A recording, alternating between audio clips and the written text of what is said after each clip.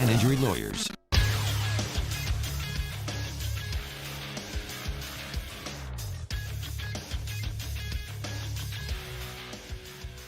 Good morning. It's 7 a.m. on Thursday, November 5th. Today in Baton Rouge, expect cloudy skies with a high of 78. Coming up today on Off the Bench, presented by All-Star Toyota, LSU Athletics Executive Chef Michael Johnson joins us at 7:30. He's going to answer your Munchie questions, so get them in the Bayou Ford YouTube chat. Tulane head football coach Willie Fritz stops by at 7:45. Barstool Sports' Ben Mintz gives us a six-pack of picks at 8 a.m., and Chad Durbin is here at 8:30. Follow today's show on Twitter at OTB_ESPN. Watch live over at the 104.5 ESPN YouTube channel, and make sure you're subscribed to the Off the Bench and Off the Bench Overtime YouTube channels. Set your notifications. New content is posted there daily. Hour number 1 of OTB starts right now.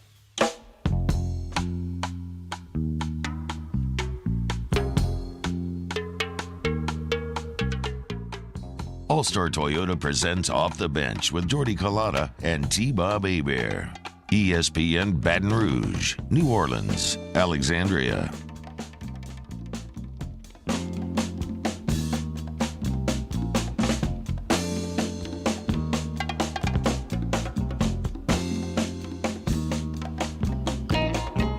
Off and off the bench, 104.5 ESPN Baton Rouge, 100.3 ESPN Radio in New Orleans, 94.7 ESPN Alexandria.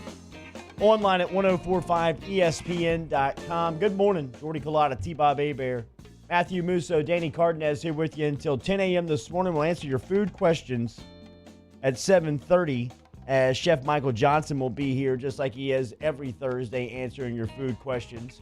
Willie Fritz of the Tulane Green Wave off of a win last time out versus Temple. They'll take on Eastern Carolina this Saturday. He'll stop by at 7:45 at the end of hour 1. Give us an outlook of the Green Wave's weekend. Speaking of the weekend, we'll get you set up for your gambling picks. Ben Mintz live from New York City. Headquarters of Barstool Sports going to check in at 8 a.m. for your six-pack. Chad Durbin, 8:30 this morning. Jam-packed here on this OTB Thursday edition, driven and powered every day by All-Star Toyota. How are we feeling, big fella? I feel great. Not much sleep tonight because I was recording something late last night. The For Mandalore podcast. That's right. You've all been clamoring for it, all 5 of you that have hit me up on Twitter, and it is now available. So check out my Twitter if you want to find all of my thoughts, along with a couple other friends, on Mandalorian Episode 1. It's awesome. Saints Bucs is awesome. We'll get to it. Marcus Davenport is awesome. Purple and Gold World Series, Musso, is awesome. Pretty awesome. We'll break it all down. Walk-off winner. Wow. Couple of additions to the injury list for this Sunday's game versus Tampa Bay. We'll catch you up inside your headlines. And are the Pelicans shopping Drew Holiday? Here are your headlines on this Thursday, November 5th, presented by Barbecue Guys.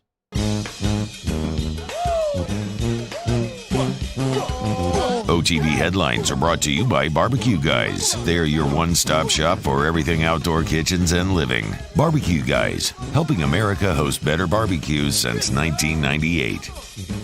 Quarterback Drew Brees and running back Alvin Kamara joined wide receiver Michael Thomas on the New Orleans Saints injury report on Wednesday. Brees was on for a shoulder, Kamara for a foot, and Thomas for the ankle and hamstring were all listed as limited participants in Wednesday's practice. Receiver Emmanuel Sanders was also back practicing after missing the past 2 games on the reserve COVID-19 list.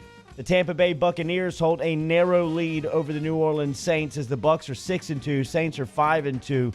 Saints beat Tampa Bay in Week 1, and the Bucs are 5-point favorites this Sunday night at Raymond James Stadium. Here is Sean Payton on Wednesday's conference call, talking about Todd Bowles and this Tampa Bay defense. Well, they play out of a 5-man front, and they give you a number of looks that obviously make it difficult to run against, but also, from a pressure perspective, difficult to protect. So there are some multiple looks that you have to spend a lot of time on.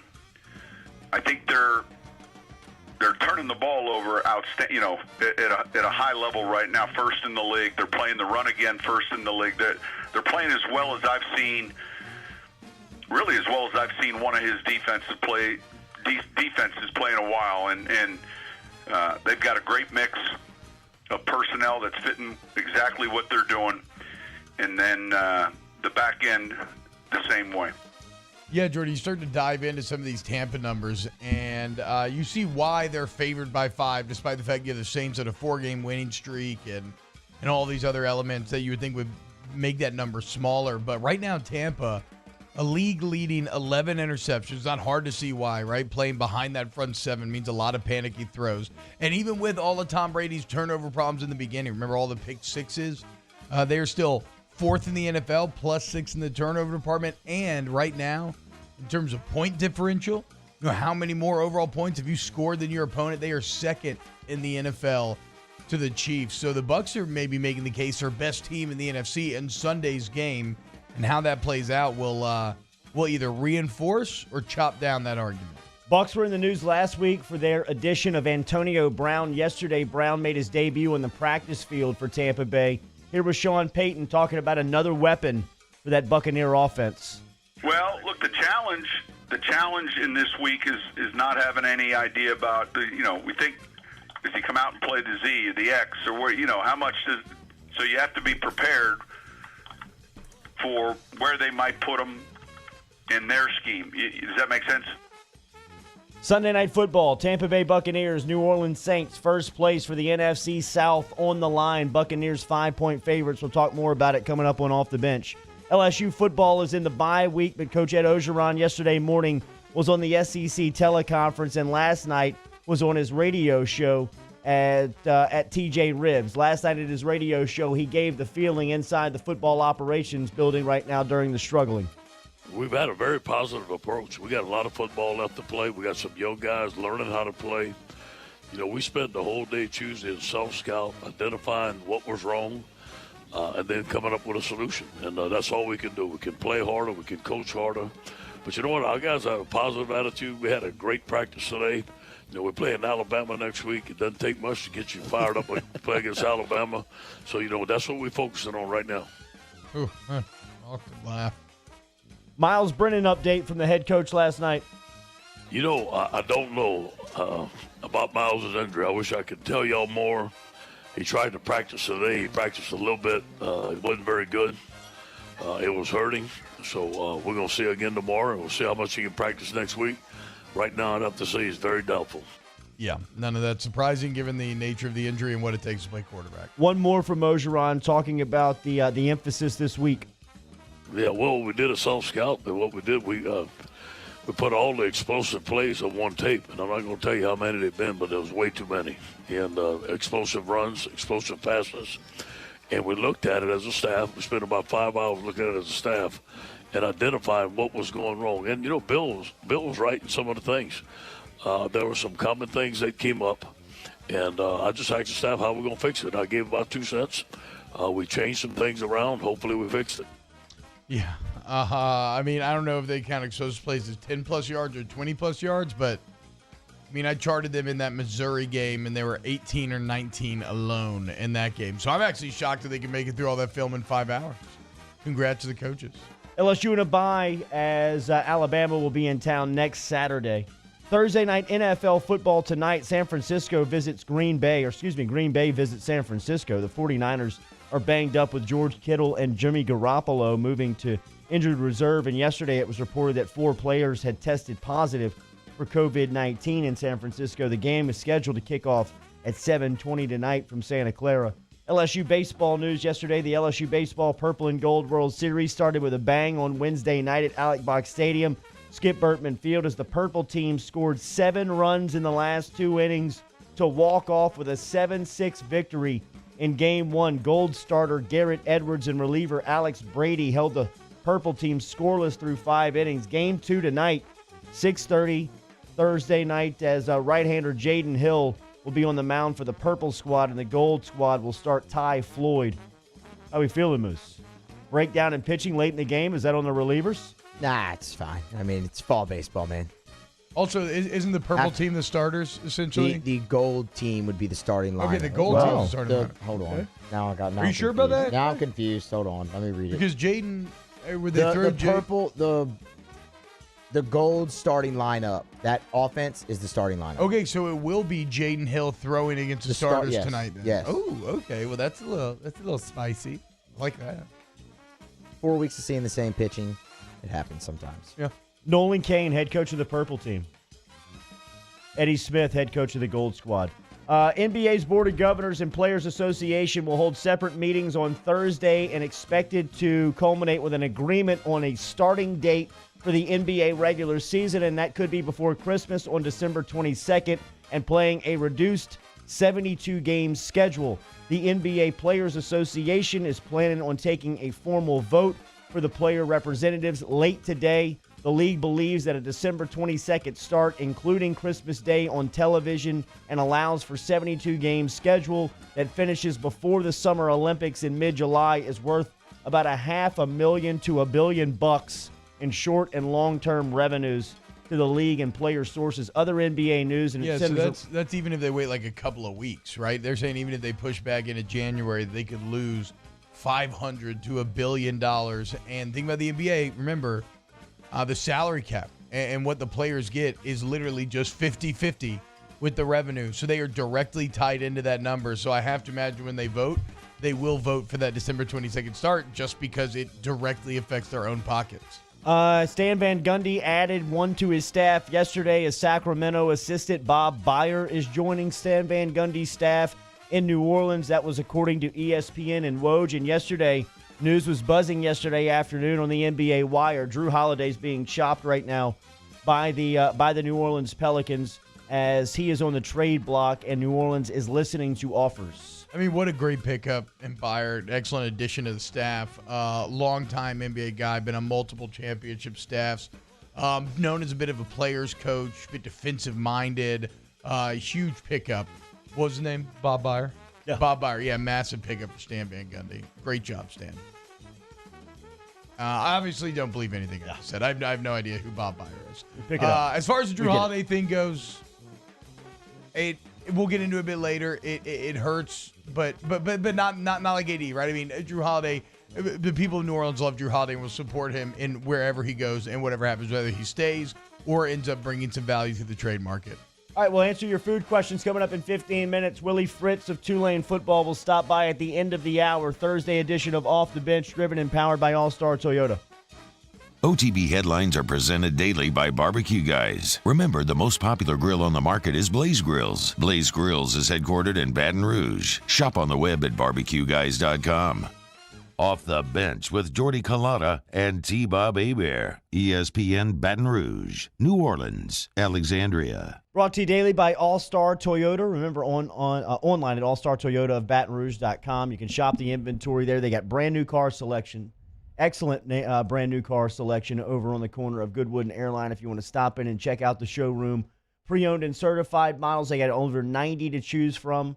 Been telling you about the rental specials over there. Miss Lisa Sessions, you can rent a vehicle. In fact, there's a link right when you log online at allstartoyotaofbatonrouge.com. If you want to get in touch with the rental department, Miss Lisa, but if you're taking a trip these holidays and you are going on a trip, remember, they got great rental specials that they're offering right now at All-Star Toyota online, allstartoyotaofbatonrouge.com. All-Star Toyota of BatonRouge.com, All-Star Toyota of BatonRouge.com. Go there right on the website. Check out a lot of the great deals. When you go on there, text box pops up. You can talk to people right there through the site, kind of figure out exactly what you're looking for, whether you need service, you're looking to purchase new, used, you're looking to rent. They have it all. Go to All-Star Toyota of BatonRouge.com today.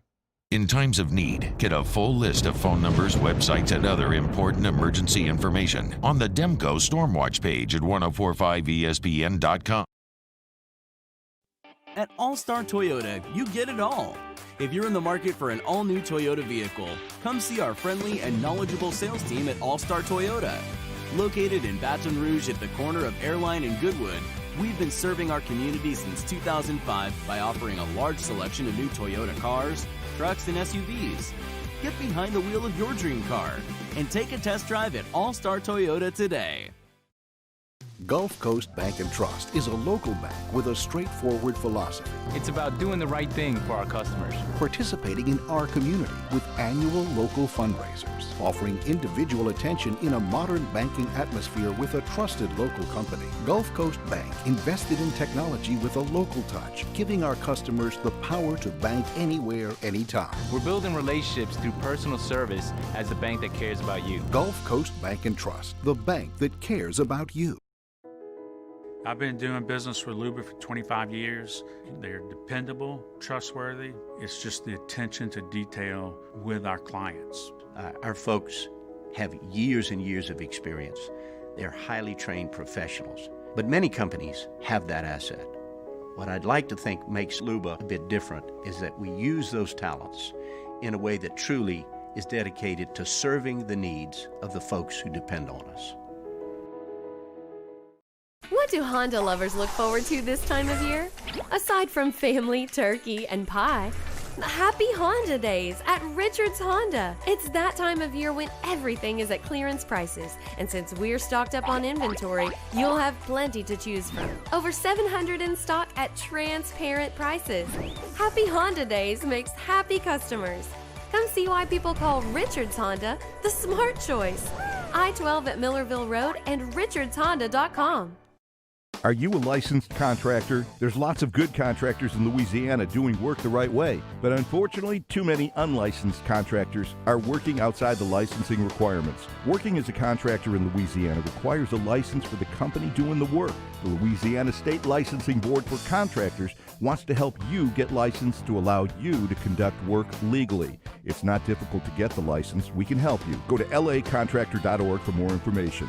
Licensed contractors, it's the law. Gulf Coast Office Products is a nationally recognized Savin office equipment dealer based right here in Louisiana. Over 100 employees strong, Gulf Coast has the boots on the ground to support all vertical markets, from education, engineering, legal, and finance. With the latest in office technology, from desktop to production segment units, Gulf Coast and Savin have the perfect fit for you. Call 225-756-2644. That's 756-2644 for Gulf Coast Office Products. If I built a van. Hey, it's Matt Moscona inviting you to join us for Thursday's AFR, presented by the Aesthetic Medicine and Anti-Aging Clinics of Louisiana. Bucs linebacker Kevin Minter, Ryan Clark, Mike Detillier. We're loaded up. Join us Thursday, 3 to 6, 104.5 ESPN Baton Rouge.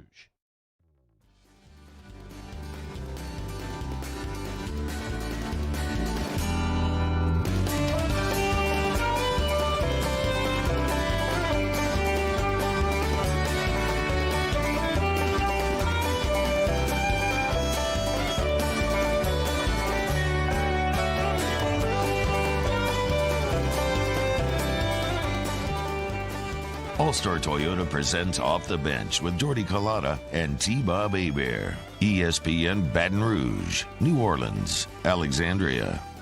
All right, junior righty Jaden Hill getting the nod tonight in the Purple and Gold World Series for the Purple squad. He will be LSU's ace this season, right, Musso? I mean, yes, definitely. Friday night. For sure.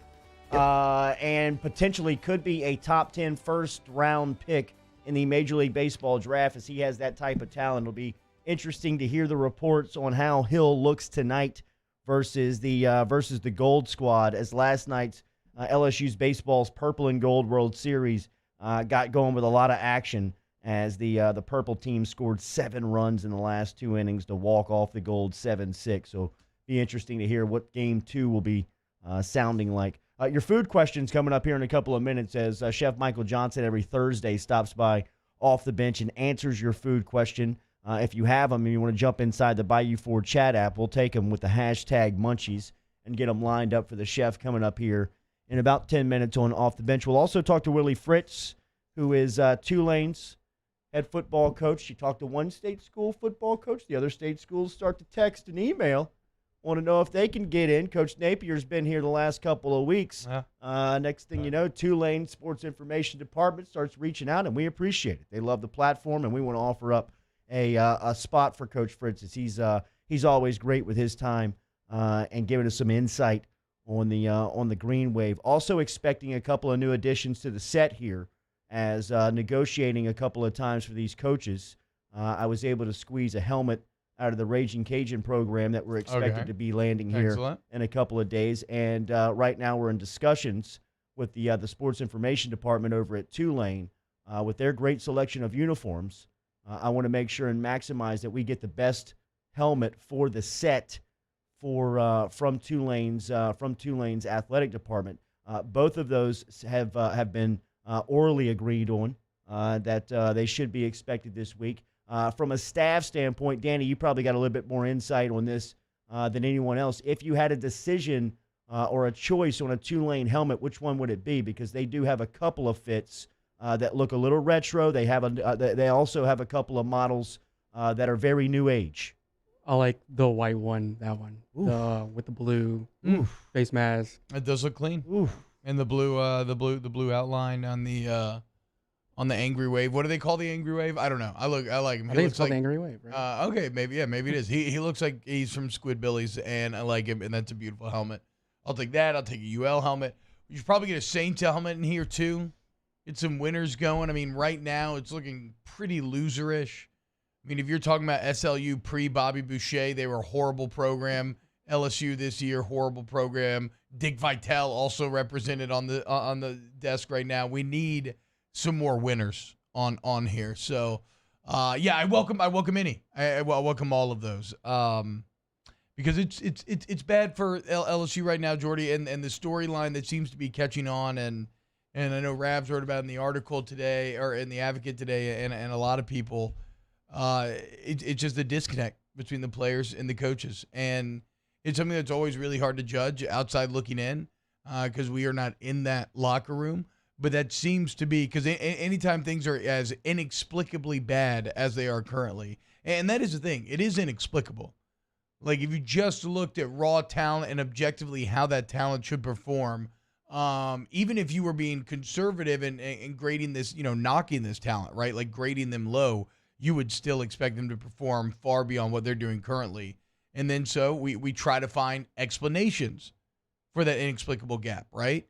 And it seems like the explanation that everybody's landing on, and I've even flirted with it myself, given that in my film review, I feel that I've definitely felt this at times, and that is that right now it just doesn't seem like these coaches and players are connecting with each other. It doesn't seem like the message is resonating, and that's kind of shocking, because what a far cry that is just from 1 year ago, where all these sayings, the LSU standard of performance, one team, one heartbeat, treating the team and your teammates like you're a family, the going to war stuff, Moffitt's antics before the game.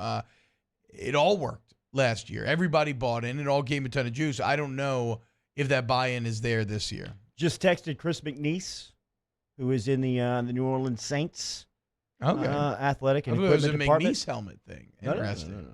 In the New Orleans Saints, we could be decorated, boys. We might have to redesign the set here. Yeah, in a couple of days. I'm ready for Dick to go. We're giving him too much clout with him being on the set anyway. It is what it is. His Rays lost in the World Series. That's enough pain. I'm ready for Dick to go and go full football helmet. There are some requests for the baby blue helmet from Tulane inside the Bayou Ford chat app. So it's pretty.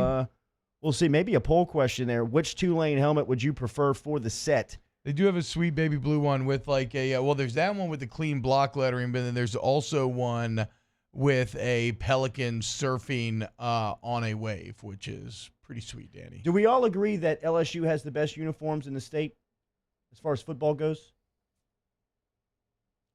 My question, what I'm setting up is who has the second best, because I would vote for Tulane.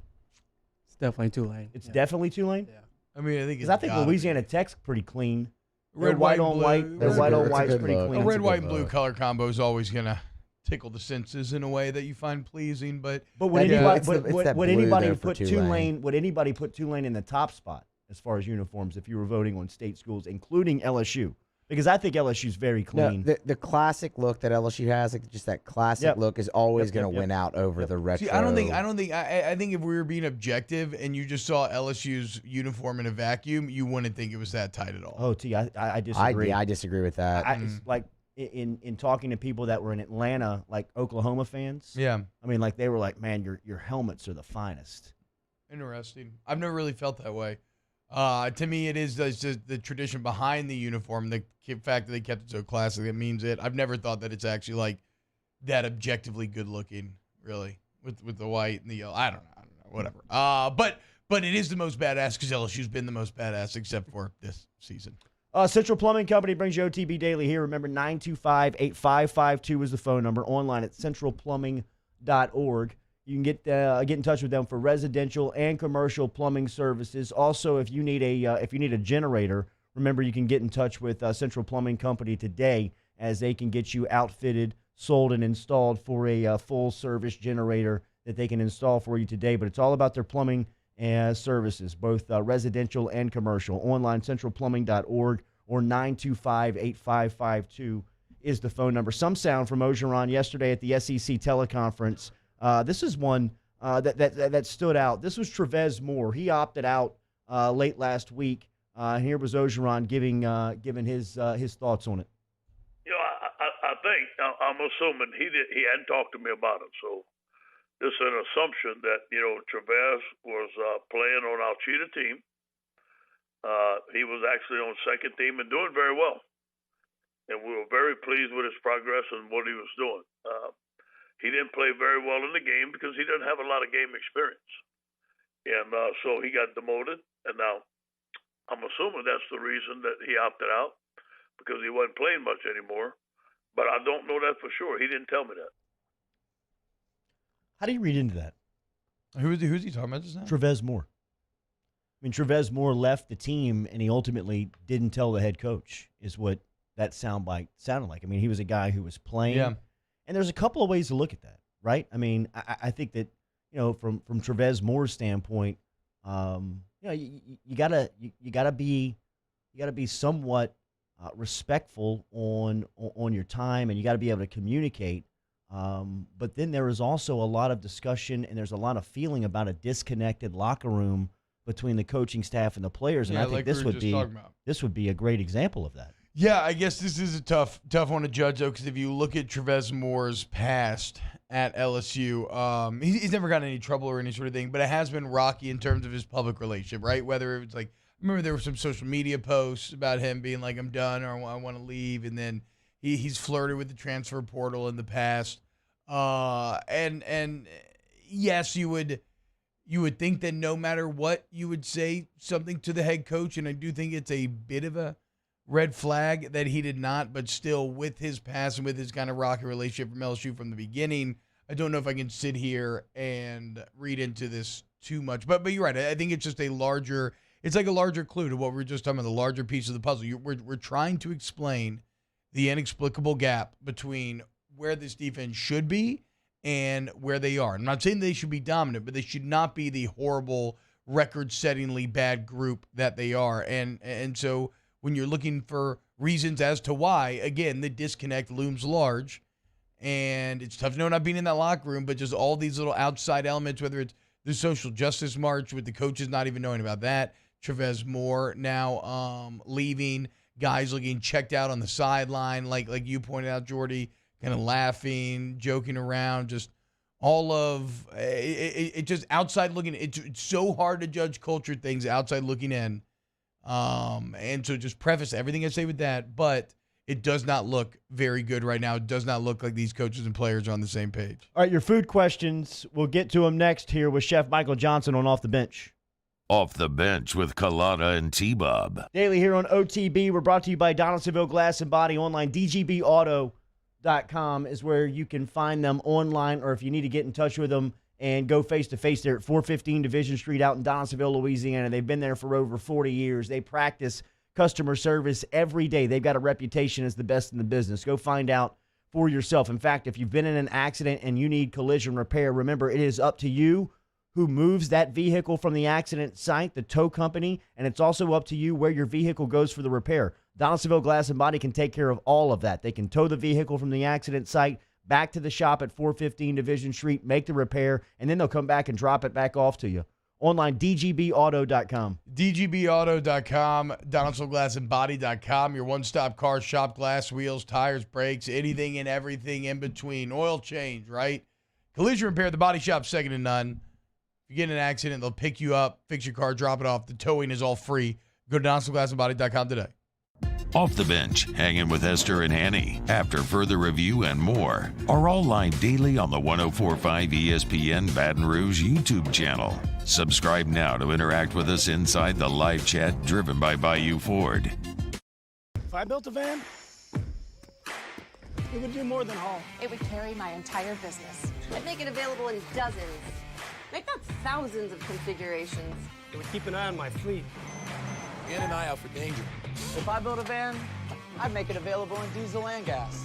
And I'd build it right here in South Carolina. Introducing the all-new Sprinter, starting at $33,790. Built in the USA. Mercedes-Benz. Vans. Born to run.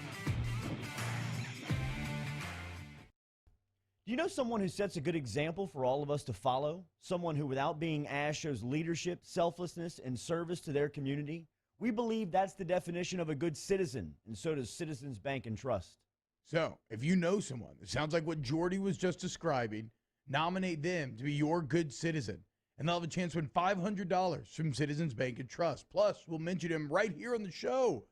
So go to citizensbankandtrust.com for more details and nominate your good citizen. ServiceMaster Elite create clean, disinfected work environments. As a local business, we take pride in serving the New Orleans and Baton Rouge areas. Our cleaning protocols follow CDC and OSHA standards for healthcare settings, offices, senior living, restaurants, and industrial plants. Contact ServiceMaster Elite to get your operation ready for reopening with germ disinfection cleaning. ServiceMaster Elite, the trusted choice in professional cleaning since 1996.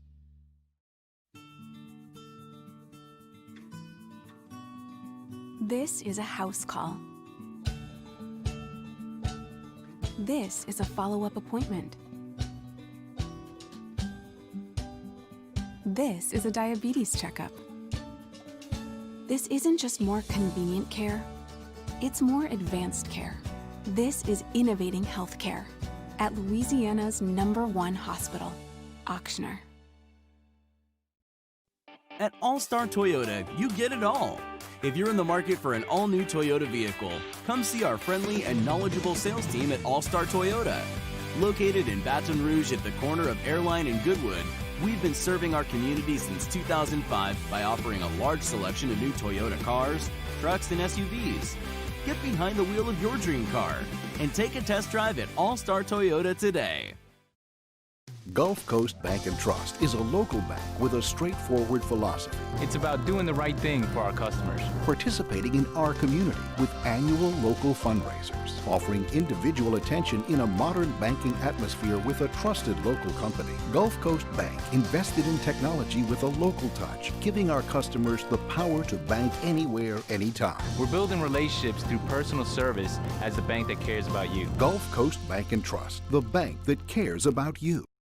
Coming up on Jimmy Ott's Game Time, we're live from the Jolie Pearl Oyster Bar for our Thursday night football watch party. We'll also recap an active night of MAC football as we lead you into Packers and 49ers. Join us at 6 p.m. right here on 104.5 ESPN Baton Rouge.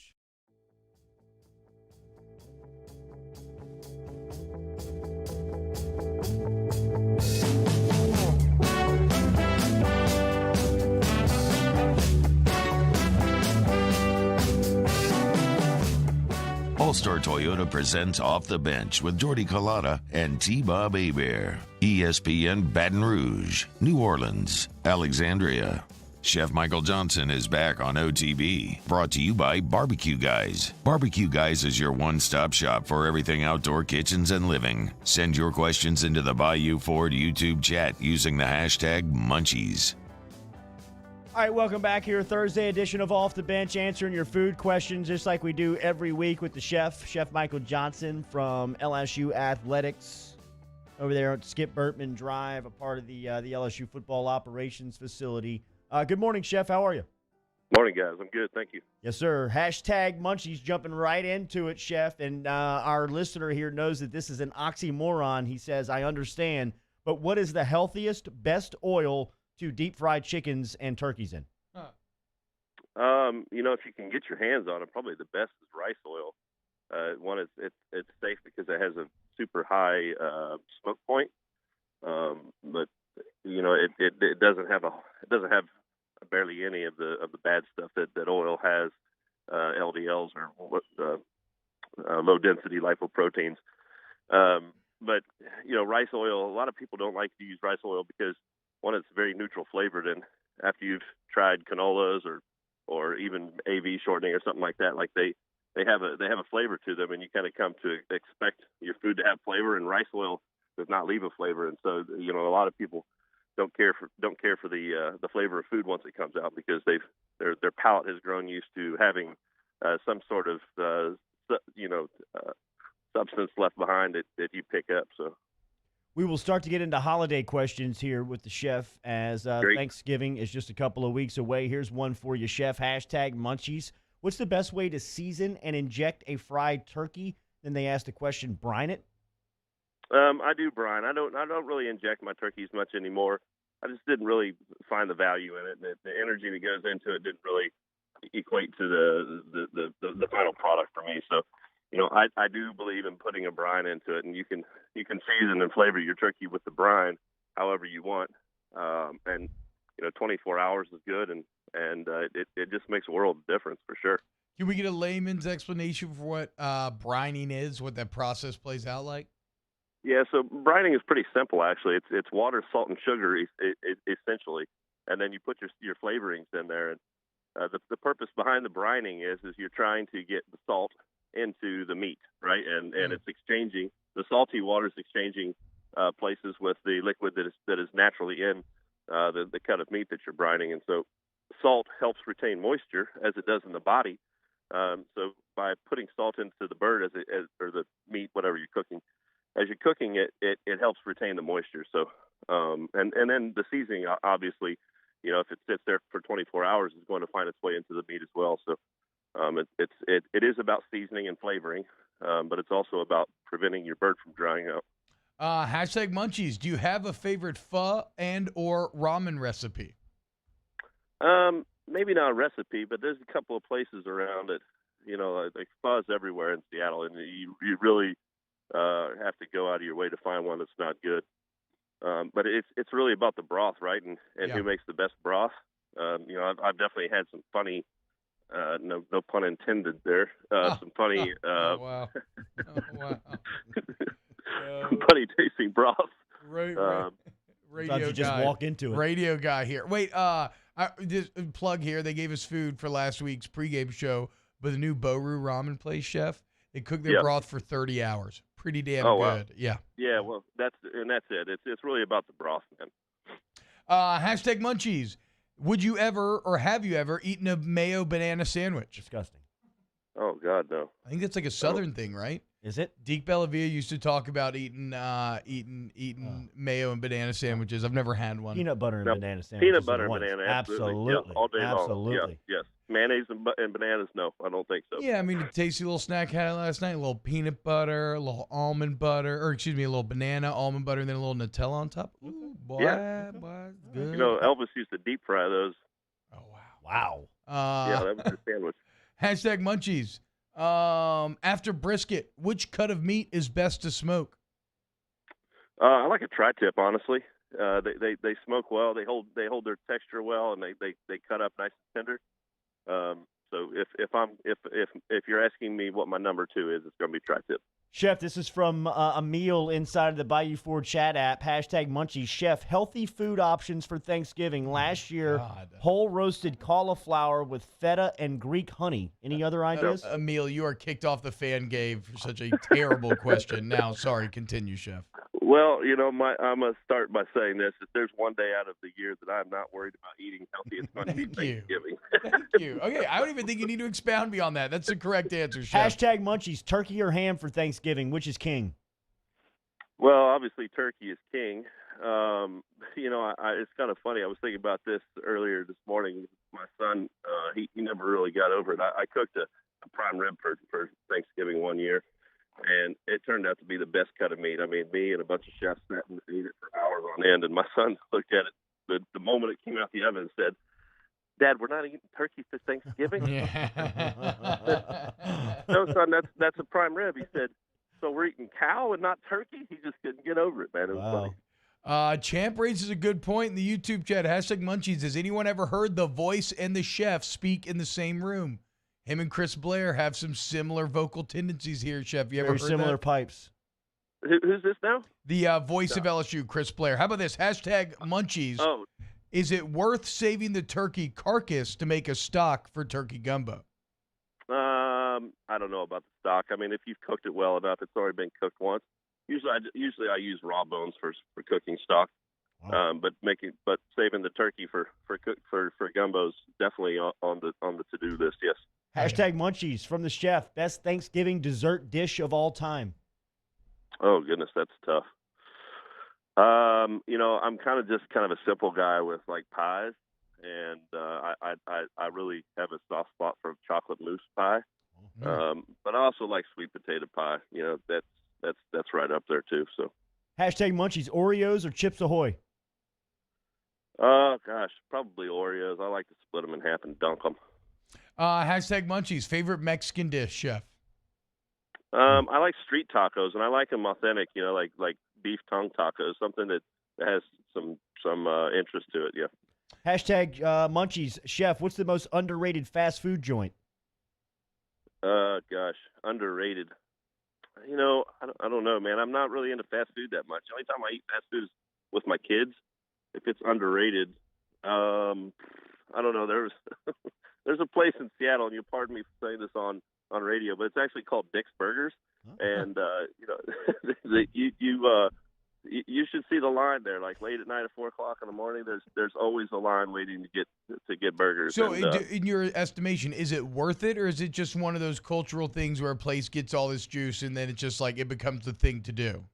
Well, I'll tell you this: it's not awful. You know what I mean? It's not 4:00 in the morning awful. So I think that it has something to do with the time framing, absolutely. But they have a pretty good product. Yeah, it's not like a White Castle burger that you're going to regret in the morning, but there is some quality behind it. Yeah. You a fan of In-N-Out? I do love In-N-Out, but I've only eaten it once. I've only been to California a couple of times. So. Hashtag Munchies. Do you put mayo on your potato salad, and do you use washcloths? So two separate questions here. Mayo potato salad, and when you shower, is it just a bar of soap or is it a washcloth? Wow, that's it. Two ends of the spectrum there. That's some pretty deep stuff right there. How do you take your coffee and how do you shower? Mayonnaise, yes. My showering, that's a loofah, yeah. Okay, loofah. Okay, yeah. all right. I'm a bar of soap guy. Last one, hashtag Munchies. Did Coach O tell him to step up his cooking game? Coach O has been a big supporter of the cooking game. Actually, he stopped me a couple of days ago, and I made some chicken parm for him, and he told me it was the best he's ever had. So I try to steer clear of those words coming out of his mouth and keep the game up. Chef, always good to catch up with you. Another great segment. We'll talk to you next Thursday.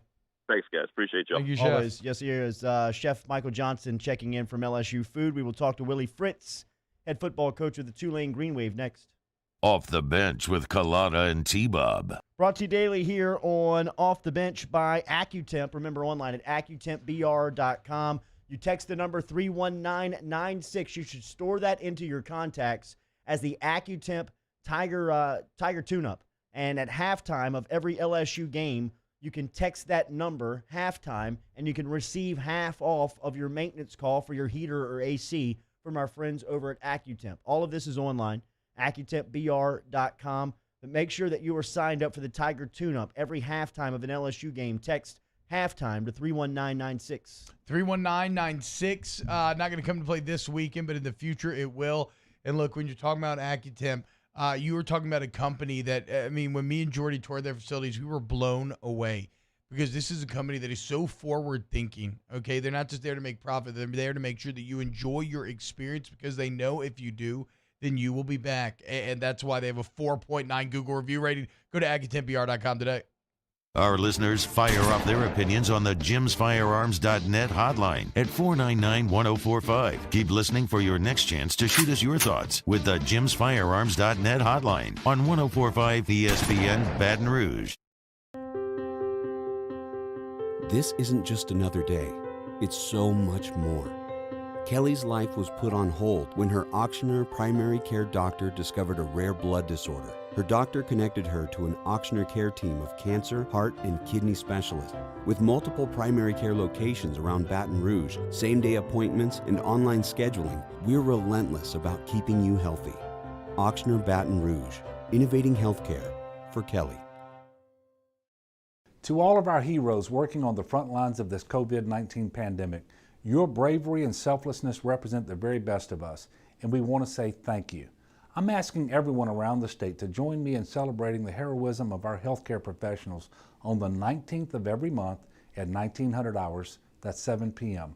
Write a note of appreciation, make plans to donate to charitable organizations, or say a prayer. To learn more, visit 19thanks.org. Thank you, and God bless. T-Bob Hebert here with breaking news. Front to Back Boat Services is the shop to upgrade your boat tech this fall. With not one but two NMEA certified techs, who better to install your Panoptic sonar, your HD displays. You want to see the fish under the water before you even cast? They have that. Trolling motor you could control with your iPhone? They have that. So what are you waiting for? Get into Front to Back Boat Services right now. Upgrade your boat tech. Make your boating dreams come true. Front to Back Boat Services. Gulf Coast Bank and Trust is a local bank with a straightforward philosophy. It's about doing the right thing for our customers. Participating in our community with annual local fundraisers. Offering individual attention in a modern banking atmosphere with a trusted local company. Gulf Coast Bank invested in technology with a local touch, giving our customers the power to bank anywhere, anytime. We're building relationships through personal service as the bank that cares about you. Gulf Coast Bank and Trust, the bank that cares about you. I've been doing business with Luba for 25 years. They're dependable, trustworthy. It's just the attention to detail with our clients. Our folks have years and years of experience. They're highly trained professionals. But many companies have that asset. What I'd like to think makes Luba a bit different is that we use those talents in a way that truly is dedicated to serving the needs of the folks who depend on us. Are you a licensed contractor? There's lots of good contractors in Louisiana doing work the right way, but unfortunately, too many unlicensed contractors are working outside the licensing requirements. Working as a contractor in Louisiana requires a license for the company doing the work. The Louisiana State Licensing Board for Contractors wants to help you get licensed to allow you to conduct work legally. It's not difficult to get the license. We can help you. Go to lacontractor.org for more information. Yo, join us for a Thursday edition of Hanging with Hester and Haney, presented by Richards Honda from noon to 3. We'll start to navigate around the college football slate and also do a deep dive into Saints Buccaneers. Join us on 104.5 ESPN Baton Rouge.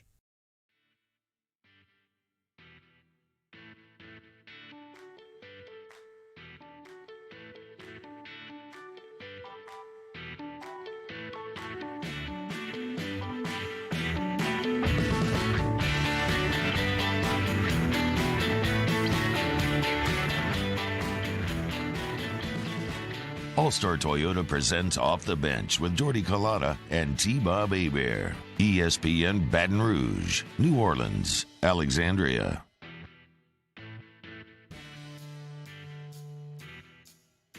Hour 2 coming up. Ben Mintz, coming off of an undefeated weekend, is up at Barstool Sports in New York City. He will check in with his six-pack of winners at 8 a.m. We'll talk to Chad Durbin, 8:30. Shout out to Hunt Palmer, who is listening to us going up I-49 through the state of Louisiana and listening to us to 94.7 in Alexandria this morning. Congrats. Good morning, Hunter. Have fun on the bachelor party. Second we will call bachelor you. party. We will call you bright and early tomorrow morning at 7:30 for a report.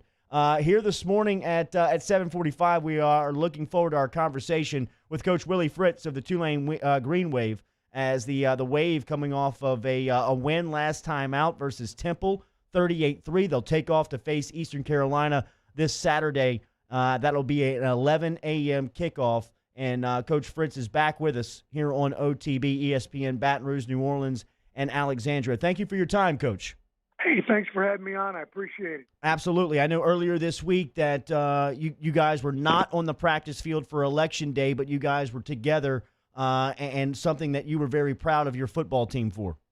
Yeah, a couple of our, Lauren Davis, who runs our academic services for us. She was really ramrodded this whole thing, but we we got 100% of everybody involved in our football program registered.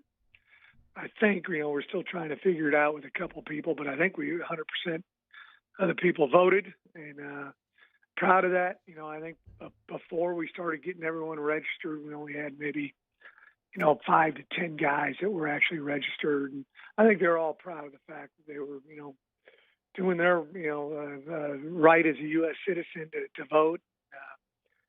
So that's something we're going to try to do every single year.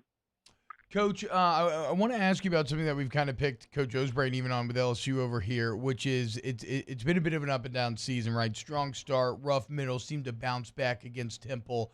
How do you keep this locker room together, and how do you keep your message resonating with this team when there are some struggles you're having to work through? Well, it's also different this year with with the COVID-19. I just got done. We practice in the mornings. I think I've got 40-some guys that are business majors, and those classes are all offered in the afternoon. So we go ahead and go in the morning, and I had a Zoom meeting, and we talk special teams, and but we're in 10 different meeting rooms.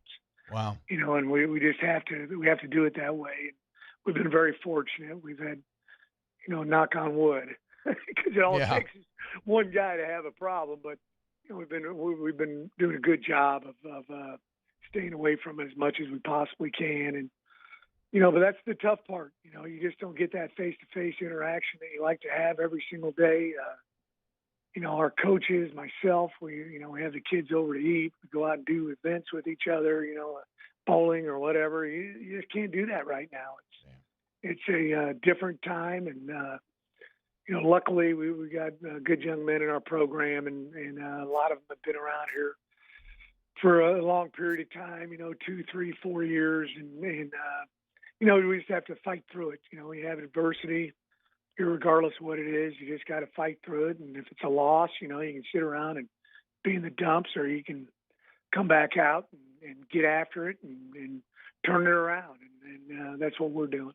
Yeah, definitely. I think also, I don't know if LSU's having to ever worry about too many business majors and planning. It's a very Tulane unique thing to Louisiana football right there, Coach. How about one of those good guys, senior defensive end Patrick Johnson? He's now 2.5 sacks, becoming Tulane's all-time leader in that department. He's obviously been with you for years. Like, what has he meant to this program, meant to you as a player? Oh, he's just done a fabulous job. He's one of our business majors, by the way, and the other defensive end is Cam Sample. He's had a great year. I think both these guys are draft pick kind of guys. They're both leaders of our football program. I don't think I've ever had an issue in 4 years with these guys, missing a class or lunch check or whatever the case may be. They love football. They're all in all the time. Patrick, hopefully we're going to get that sack record. He's worked extremely hard on it, but he's also plays well against the run. I mean, Cam was a guy we were kind of playing inside, and we've moved him outside now. And he got those two on the side, and we're starting to see a lot of chip blocks, from running back, sliding, one way or the other, and all those kind of things, which is good because that means there's less guys out on the pass route. But, Patrick and Cam have done a sensational job during their career here at Tulane. Coach Willie Fritz joining us here from Tulane football. Coach, you got a true freshman quarterback, Michael Pratt, that's really turning heads. He's doing things that haven't been done in your program since the mid-'80s. Talk about the responsibility that you're giving the true freshman and what you've seen of his play. Well, one of the good things for us was that he was here in the spring. Now, we only had 5 practices before we got shut down, but, he's a gym rat. He's up here all the time, loves football, and and he gets a little bit better each and every week. He's very accurate. We got to start staying away from drops. I think we had 5 last week. He would have had a much better percentage. But, we go out and we grade the quarterback. We grade it off of accurate throws where a guy's able to catch the ball in stride and he doesn't have to adjust for the ball. Sometimes, everybody calls that a completion, but it's really an inaccurate throw that didn't allow you to have the most yardage that you possibly could from the throw and catch. He does a super job of hitting guys. He's very accurate, hits them in stride, and And then he's smart enough, where he understands the offense and, gets us out of bad plays, puts us in good plays. You know how important the quarterback position is. He's involved in every single play, and Michael does a good job of, being the field general out there for us. Coach, it's always great to hear from you. Good luck this weekend versus East Carolina. We see that Kevin Henry, a Central product that transferred in from Oklahoma State, is really finding his legs in your program right now. It's good to see that. And we're going to we've asked Tom for a helmet for the set. You guys, in our opinion, have the best uniforms in the state. You got a recommendation on which one you're going to send down, the baby blue or the white? You go ahead and pick it out. We'd love to get one for you. And like you said, Kevin is doing a super job for us as well. He's representing Baton Rouge in fine style. Coach, always great to talk to you. We'll talk to you again soon. Thanks, guys. Absolutely. Roll wave. Yes, Roll sir. wave, yes, sir. There he is. That man knows radio. Does that guy know radio or what? What a beast. I mean, I wanted to mention Kevin Henry, and I appreciate our YouTuber inside of the in the chat app. Let me find his name, Chandler Ryan, who brought that up, because I wanted to ask him about Kevin Henry, who was at one time an LSU commit out of Central High School, flipped to Oklahoma State, now transferred back home over to the Tulane Green Wave, and really having some success over there with Coach Fritz and the Wave. Always good to hear from Coach Fritz. We will hear from Ben Mintz next to kick off hour 2. Off the bench with Collada and T-Bob.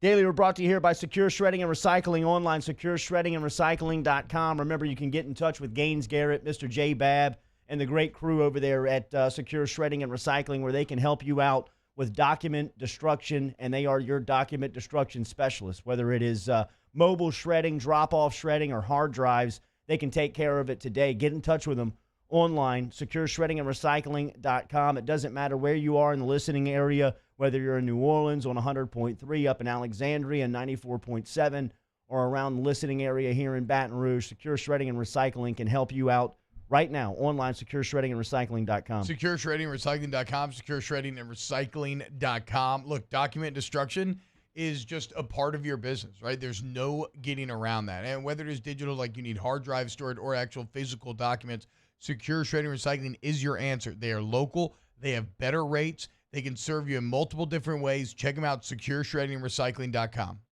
What do Honda lovers look forward to this time of year?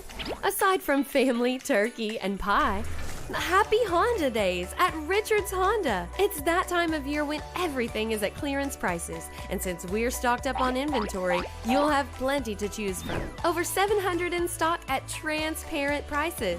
Happy Honda Days makes happy customers. Come see why people call Richard's Honda the smart choice. I-12 at Millerville Road and richardshonda.com.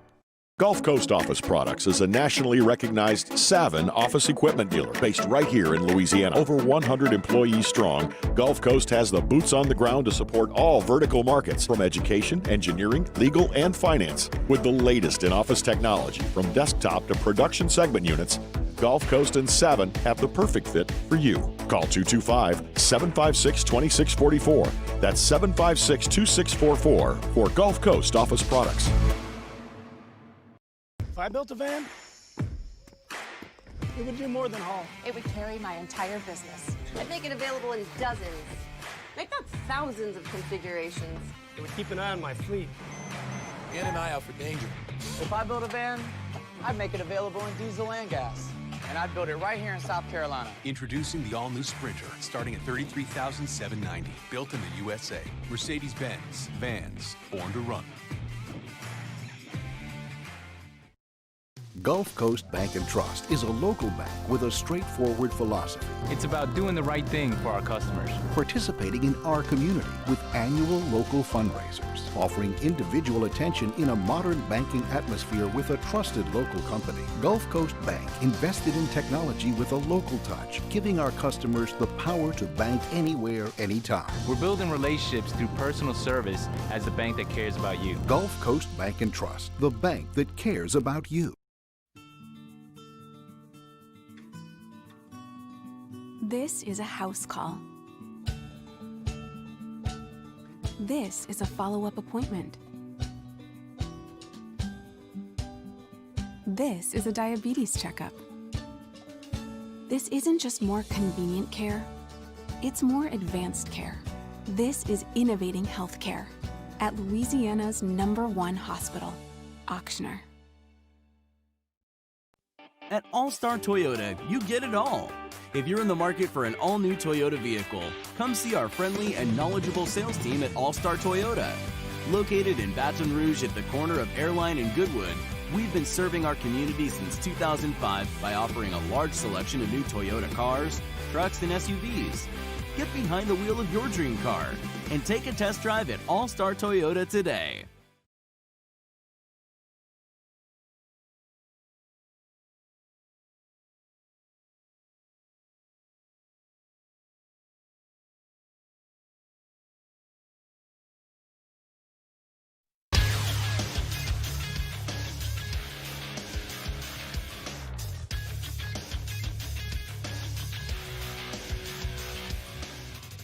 Good morning, 8 a.m. on a Thursday, November the 5th. Today in Baton Rouge, expect to see cloudy skies with a high of 78. In case you missed hour one of the show, catch that up at the on-demand section at 1045ESPN.com, brought to you by Carriages.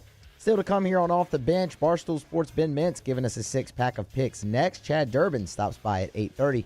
Follow today's show on Twitter at OTB_ESPN. Watch live over at the 1045 ESPN YouTube channel.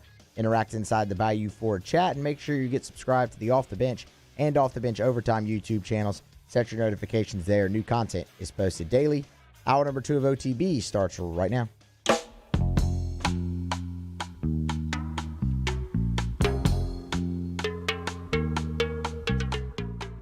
All-Star Toyota presents Off the Bench with Jordy Collada and T-Bob Hebert. ESPN Baton Rouge, New Orleans, Alexandria.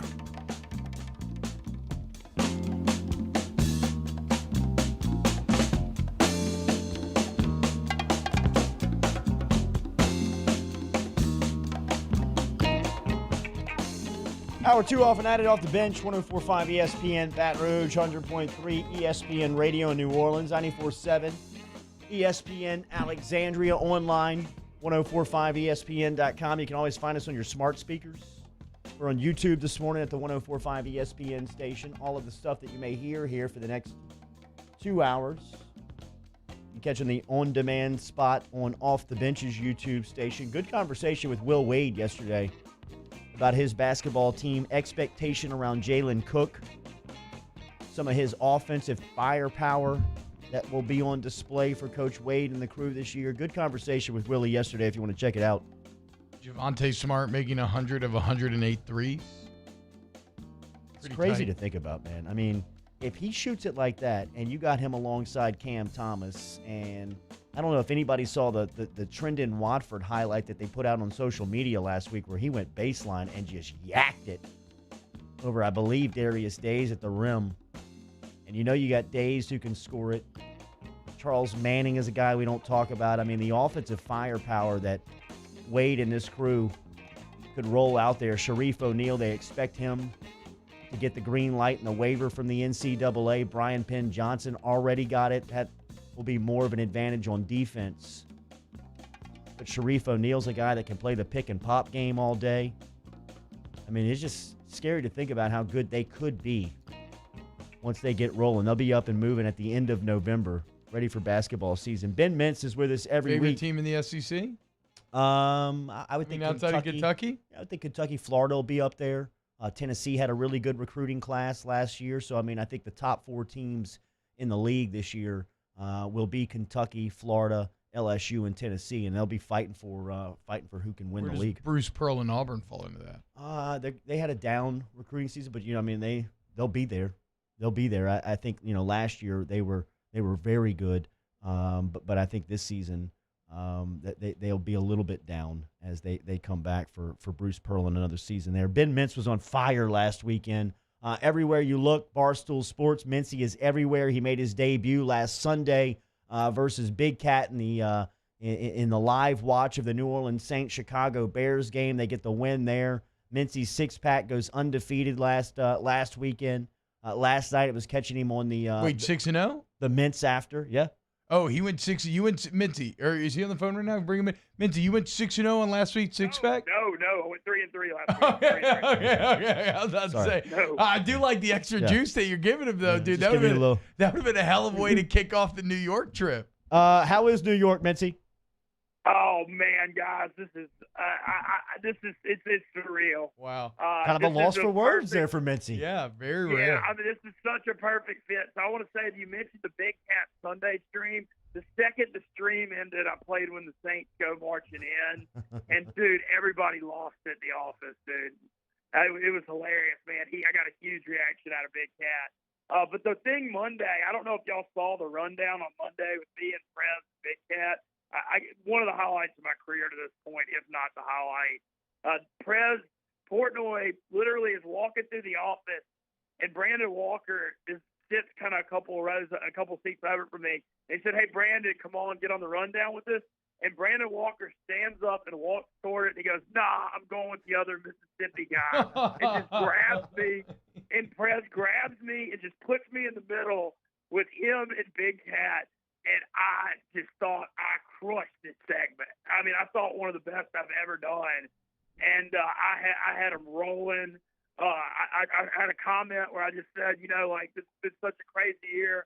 I got let go in Bossier City 7 months ago, and now I work for Barstool Sports. It's the American dream. And when I said it's the American dream, Prez just lit up. And Prez literally just looked at me during the segment and said, "You just have a presence about you." And I was just like, man, this is just nuts. But I wasn't even nervous at all getting put on the spot. And honestly, a lot of that's a testament to you guys and the professionalism of Off the Bench and just ESPN Baton Rouge and the great studio. And, I just feel so prepared for Barstool coming out of there. Hell yeah, man. You are you're killing it. And the Twitter handle has changed, so make sure that you recognize out there it is at Barstool Mincy. Now is where you can find a million times better than Ben Mintz 531. Barstool Mincy. Yes, and the numbers are growing there on Twitter as well. All right, Mincy. He's about to smash us in his Twitter numbers. I mean, he's at 5,000 last week. Now he's at 10,000 all of a sudden. He's going to be at 100K next thing we know. Guy's got a public platform, man. All right, so Mincy, the Maction last night, I know it let you down a little bit. Yeah, it let you down a little bit. Well, I'll say this: the Southern boy doesn't know the MAC football. Neither do I, dude. I've no idea where to even begin. I got smoked. I mean, I just did. They want high volume gambling content here, whereas like 6-pack, I'm picking 6 games total out of college and pro. But so I just thought I was doing it for fun and said tiny plays, but. I think I'm just going to keep my mouth out of the action. I know the Sun Belt's a little better, being the Southern guy. But luckily for us, we got the whole board to choose from. And OTB, I was 3-3 last week. I'm 27-24 in the year. So we're in the black, and let's keep it rolling. All right, who we like? College, 3 plays. First one is a G5 play that I know a hell of a lot more about than the MAC. And that's last week, Memphis got smashed at Cincinnati, who all of a sudden, this Cincinnati Bearcat war machine that Luke Fickell's getting a huge job soon. I mean, he's got to what he's doing at Cincinnati. But Memphis is in a bounce back spot against a wretched South Florida team that I've been trying to go against every week if I can. Charlie Strong left that program literally in flames. They're 1-5. Their quarterback averages 120 yards passing a game. Memphis is favored by 18, but I think they can pick the number. Literally, because Memphis can score a lot. So I like Memphis by 18 at home as my first play. Okay, so that's 18. South Florida at Memphis. Yes, South Florida at Memphis. I think it's going to be bloody. Play number 2. Next up, I've been telling y'all all year about the Big 12 underdog theory where it's just mass chaos in the Big 12 this year, and you can bet the dogs to make money. Last week, Kansas State got rolled at West Virginia across the country. And now they're a 12.5-point home underdog against Oklahoma State, who lost a heartbreaker in overtime to Texas, and now has got a weird trip up to the Little Apple, not the Manhattan I'm living in. But I'm going to take Kansas State plus 12.5. I think it's a sneaky upset spot even possibly here. I think it's a trap game for Oklahoma State. Plus 12.5. Yes, home dogs. Love it. Well, Kansas State plus 12.5. That's a 5-star play there, Mincy. Where are we going next? Well, K-State, the only thing is their quarterback, Skylar Thompson, got hurt in early October, and so they hadn't had quite as much firepower and offense there. Okay. But I still like them. Play number 3. Play number 3, I mean, this is as boring of a play as you can get on an 11 a.m. Big Ten game. But, man, I don't know how the hell Michigan State and Iowa even get to 35 or 38 points. The over-under is 46.5. I mean, if this game isn't 17-13 and a snooze fest, I don't know what is. So, under 46.5 in Michigan State, Iowa. Where's that game being played? Iowa. Okay. How the hell did Yeah, Michigan it's gonna- State beat Michigan? Man, this Harbaugh thing. How about Michigan State? So they hired Mel Tucker. Yeah. He was Georgia defensive coordinator. He was at Colorado 1 year. His first game, he loses at home to Rutgers. Yeah. And then he goes and beats Michigan on the road in second week. I've never seen a more volatile start ever. Well, in my coaching career in Michigan. Yeah. It's the Big Ten. I mean, look, it happened in the Big 12. It was really wild first couple weeks. Big Ten. I mean, there is something to COVID producing a lot of, or just the weird nature of this offseason producing a lot of topsy-turvy results. Where are we going next? Yeah, that's true. We're going to pro football, and we've got 3. First one, I got to say, one of my favorite plays the whole year. You can almost put a double or triple star on this one. I saw this one, and it literally jumped off the board at me. And it's the rematch of the matchup in the playoffs 2 years ago in college football with Tua and the Miami Dolphins headed out to the desert to play Kyler Murray in Arizona. I think Arizona's going to beat the hell out of them. It's Arizona by 4. I have a lot of concerns about Tua right now. I know they won last week, but it was because Jared Goff melted down. Tua was 12 of 22 for 90 yards. I didn't like the way the ball was coming out. Miami's offensive line is trash, and he played behind the best O-line at Bama with 4 first-team All-American receivers. Yep. So I'm not totally convinced on the Tua pro career or the rookie year. So I think this is the spot where we go against them real heavy here in the desert against Arizona. I'm big on Arizona. There always has to be a bust in the quarterback class, and Herbert and Burrow look like they are grand slams. Yeah, that's a good point. So it's hard to think about it going 3 Is of 3. Tua the outlier? I mean, because Well, he's suffering from what Mintz just said. It's the Bama conundrum, where on the college level, they are so much better as a whole than whoever they're playing that when they get to the NFL, these guys are all of a sudden, they're on equal playing fields. Like what happens when Ben's saying, like what happens when you don't have the best O-line and you're not throwing to Devontae Smith and Ruggs and Waddle and all these other cats. Like it's hard, man. And then Herbert's the opposite, where now he has weapons he never had in college, and you're seeing him ball out with him. Arizona minus 4 in that one. Mintz, where are we headed next? We are headed to, you just mentioned Justin Herbert, or Justin Hebert, as we call him on South Louisiana radio. And I think he's living up to the Hebert name so far. So I like the over 52.5 in the Las Vegas Raiders at the LA Chargers. My bad. I think this game could get real wild. The Raiders are playing well. They had a lower scoring win because the weather was freezing and bad in Cleveland last week, and so I think it brought the total down a little bit here. But man, I got to say, I kind of hated on Derek Carr coming to the year, but he's playing well, man. They're pushing the ball vertically down the field. They got nice balance, Josh Jacobs. And, man, this Chargers, I've never seen a team that can snatch defeat from the jaws of victory like this Chargers. It's unreal. They're 1-3 in games they have a 17-point lead or more. Yeah. I mean, I've never seen anything like it. It's been like that for years. But I just like the over. I think this game gets wild. And it's on a fast track in L.A., too. So What's the number? The over 52.5. Yeah, Mincy, it is. It's literally, you say you've never seen anything like it. That's because it's never happened before. There's never been an NFL team in history that 4 weeks in a row has blown a 16-point lead, which the Chargers have done. Now, they won one of them, but 4 weeks in a row, they've been up 16 and blown it. Yeah, I think it's ridiculous. It's crazy. The 6th and final play, I'm going to go. This one is the 6th one, I'll say. I don't like this one as much. But I think Kansas KC's getting it rolling now. They're favored by 10.5 actually over Carolina. I'm a little worried because McCaffrey's coming back. But this Carolina thing, and obviously I love Joe Brady, and they were kind of a great story when they won 3 in a row. But I think they're coming back to reality a little bit. I mean, you saw the home loss to Chicago, the home loss to Atlanta. I think they were overachieving a little bit. And they're kind of known for late season fades. Granted, it's a whole new culture and coach right now. But I think KC's, finally getting healthy, getting it rolling. So I think KC's going to beat the brakes off them pretty good. Now, I will say this. I will never go against the Saints on public radio, but I'm real worried about the Saints at Tampa Sunday night game. I just think Tampa was in a look-ahead spot on Monday night and got caught sleeping a little bit in that first half. But look, I'm the Saints fan up here at Barstool. I'm the Dollar route, but the Saints have been winning every single game by 3. And look, that has a lot to do with the culture. They know how to win close games. They're comfortable in them. I get all that, but I'm just going to say I'm worried about Sunday night. Look, there's ample reason to be worried. The Bucs have the second best point differential in the league to the Chiefs. So, but I will say this, right? What form is Mike Thomas in? If we were getting a full-strength Mike Thomas, then that potentially changes everything. All right, the Ben Mintz Sixer first pick. South Florida at Memphis. Mincy likes Memphis minus 18. Oklahoma State at Kansas State. Mincy likes the home dog. Kansas State plus 12.5. Michigan State at Iowa under 44.5. I believe they're Mincy. 46.5. 46.5. Excuse me. Dolphins at Arizona. Moving to the NFL. Mincy likes the home Cardinals minus 4. Raiders at Chargers. He thinks that game hits the over. What is that? 54.5.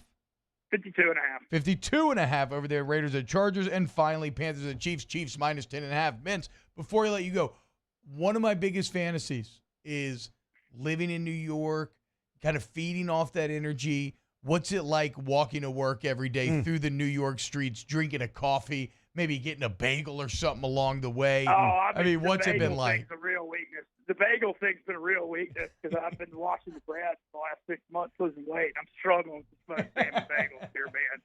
I mean, I love them. I mean, they're so good. But I'll tell you, y'all are gonna laugh. I live in Hell's Kitchen in Manhattan, which I think is very fitting.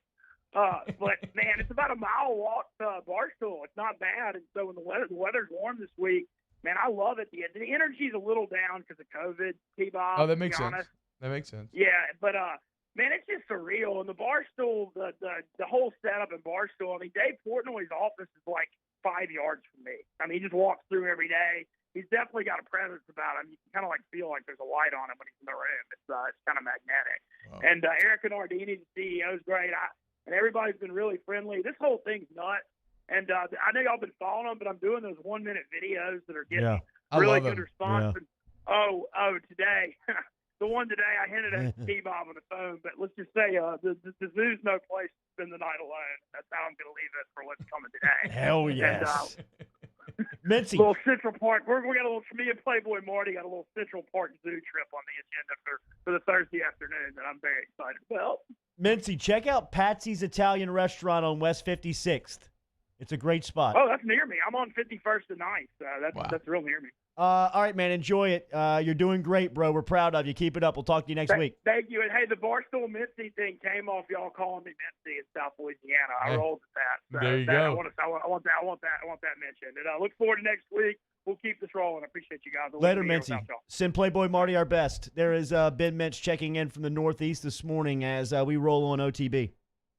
Off the Bench with Jordy Culotta and T-Bob Hebert. ESPN Baton Rouge, New Orleans, Alexandria. Brought to you daily by All-Star Toyota of Baton Rouge. Remember, All-Star Toyota of Baton Rouge is located on Goodwood and Airline, where they've been since 2005, and they've got great selection of both new car and pre-owned and certified car inventory. They've got a great service department over there. I just got the 30,000-mile service check-in with Tommy Wagaspack and his crew. Became a part of the All-Star family going into 2020, and they are the best. Everything from the customer service to the selections. They get you in and out of that service department very fast, very respectful of your time. They know you by name. Online, allstartoyotaofbatonrouge.com. allstartoyotaofbatonrouge.com, allstartoyotaofbatonrouge.com. Go there for any of your new vehicle needs. Look, it doesn't have to be new. Toyota certified used vehicles are worth checking out because you get things like a warranty and that peace of mind they normally get with a new vehicle, and it's more affordable. But if you do want new, you want to lease, you want to buy, you want to rent, they have it all. Go to allstartoyotaofbatonrouge.com today. We opened up the playbook and expanded our coverage. Listen daily in high definition on 98.1 HD2. We are 104.5 ESPN Baton Rouge. At All-Star Toyota, you get it all. If you're in the market for an all-new Toyota vehicle, come see our friendly and knowledgeable sales team at All-Star Toyota. Located in Baton Rouge at the corner of Airline and Goodwood, we've been serving our community since 2005 by offering a large selection of new Toyota cars, trucks, and SUVs. Get behind the wheel of your dream car and take a test drive at All-Star Toyota today. ServiceMaster Elite create clean, disinfected work environments. As a local business, we take pride in serving the New Orleans and Baton Rouge areas. Our cleaning protocols follow CDC and OSHA standards for healthcare settings, offices, senior living, restaurants, and industrial plants. Contact ServiceMaster Elite to get your operation ready for reopening with germ disinfection cleaning. ServiceMaster Elite, the trusted choice in professional cleaning since 1996. This isn't just another day. It's so much more. Kelly's life was put on hold when her auctioneer primary care doctor discovered a rare blood disorder. Her doctor connected her to an auctioneer care team of cancer, heart, and kidney specialists. With multiple primary care locations around Baton Rouge, same-day appointments, and online scheduling, we're relentless about keeping you healthy. Auctioneer Baton Rouge, innovating healthcare for Kelly. To all of our heroes working on the front lines of this COVID-19 pandemic, your bravery and selflessness represent the very best of us, and we want to say thank you. I'm asking everyone around the state to join me in celebrating the heroism of our healthcare professionals on the 19th of every month at 1900 hours, that's 7 p.m. Write a note of appreciation, make plans to donate to charitable organizations, or say a prayer. To learn more, visit 19thanks.org. Thank you, and God bless. T-Bob Hebert here with breaking news. Front to Back Boat Services is the shop to upgrade your boat tech this fall. With not one but two NMEA certified techs, who better to install your Panoptic sonar, your HD displays. You want to see the fish under the water before you even cast? They have that. Trolling motor you could control with your iPhone? They have that. So what are you waiting for? Get into Front to Back Boat Services right now. Upgrade your boat tech. Make your boating dreams come true. Front to Back Boat Services. Gulf Coast Bank and Trust is a local bank with a straightforward philosophy. It's about doing the right thing for our customers. Participating in our community with annual local fundraisers. Offering individual attention in a modern banking atmosphere with a trusted local company. Gulf Coast Bank invested in technology with a local touch, giving our customers the power to bank anywhere, anytime. We're building relationships through personal service as the bank that cares about you. Gulf Coast Bank and Trust, the bank that cares about you. Tune in Friday night for a full night of prep football coverage. It all starts at 6 with Louisiana Prep Preview. Catholic High and Cinema kick off at 7, and we wrap things up with a full 2 hours of the Louisiana Prep Scoreboard Show on YouTube, CST, and 104.5 ESPN Baton Rouge.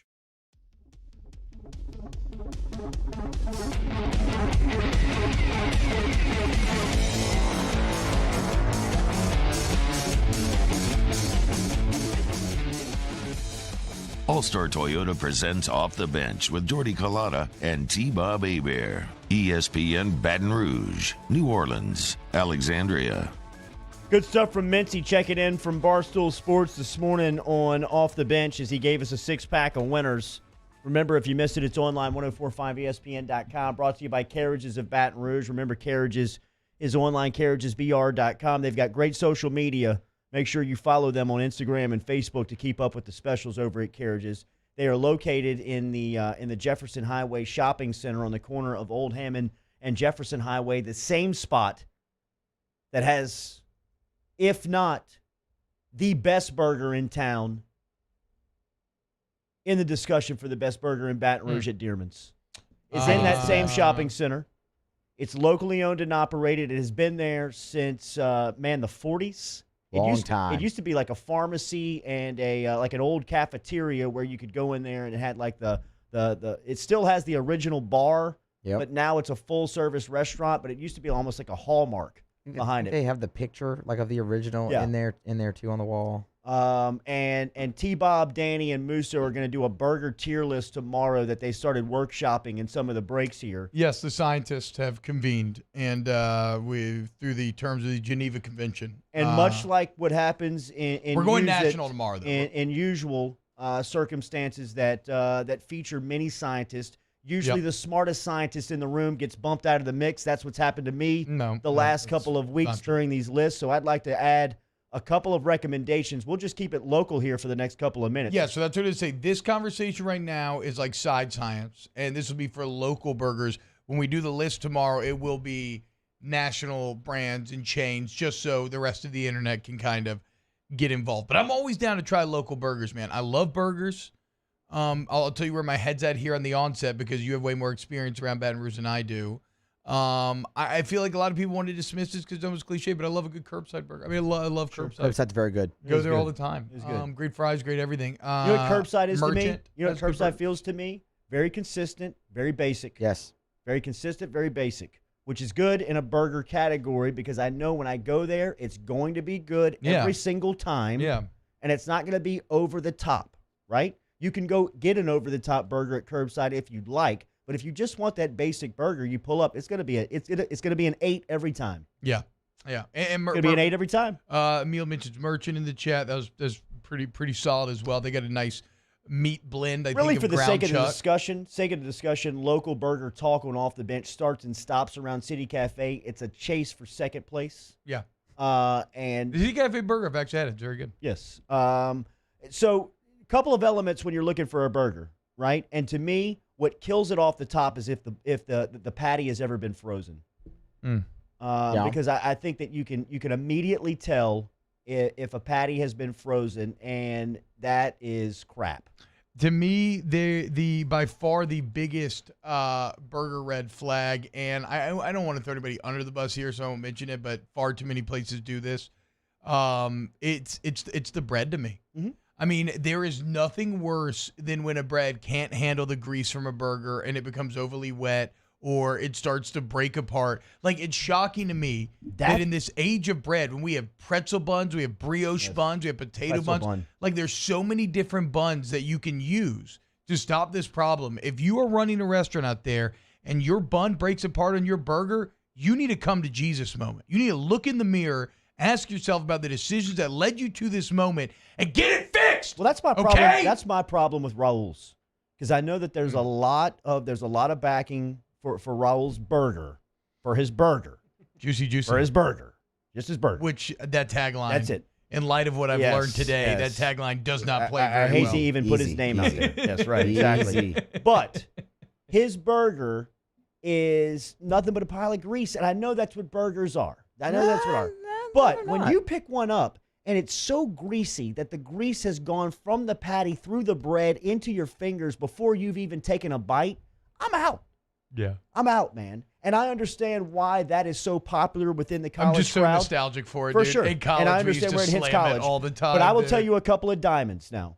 From a burger standpoint, you can go get a great burger at Dearman's. You can get a great burger at Five Guys in Baton Rouge. You can count on that every single time. Yep, the Five Guys will be on the list A tomorrow. place that you may not really realize that you can go grab a great burger is Zeeland Street Market.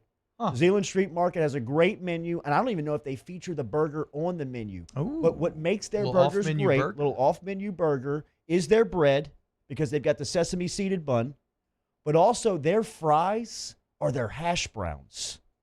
They serve their hash browns as their fries, which goes great with their burger, and their patty is never frozen. I would say the same thing about Jay's Barbecue on Government Street. Good burger. Jay's Barbecue is their burger's not featured on the menu because they want to sell you the ribs, the chopped beef sandwich, the half chicken plate.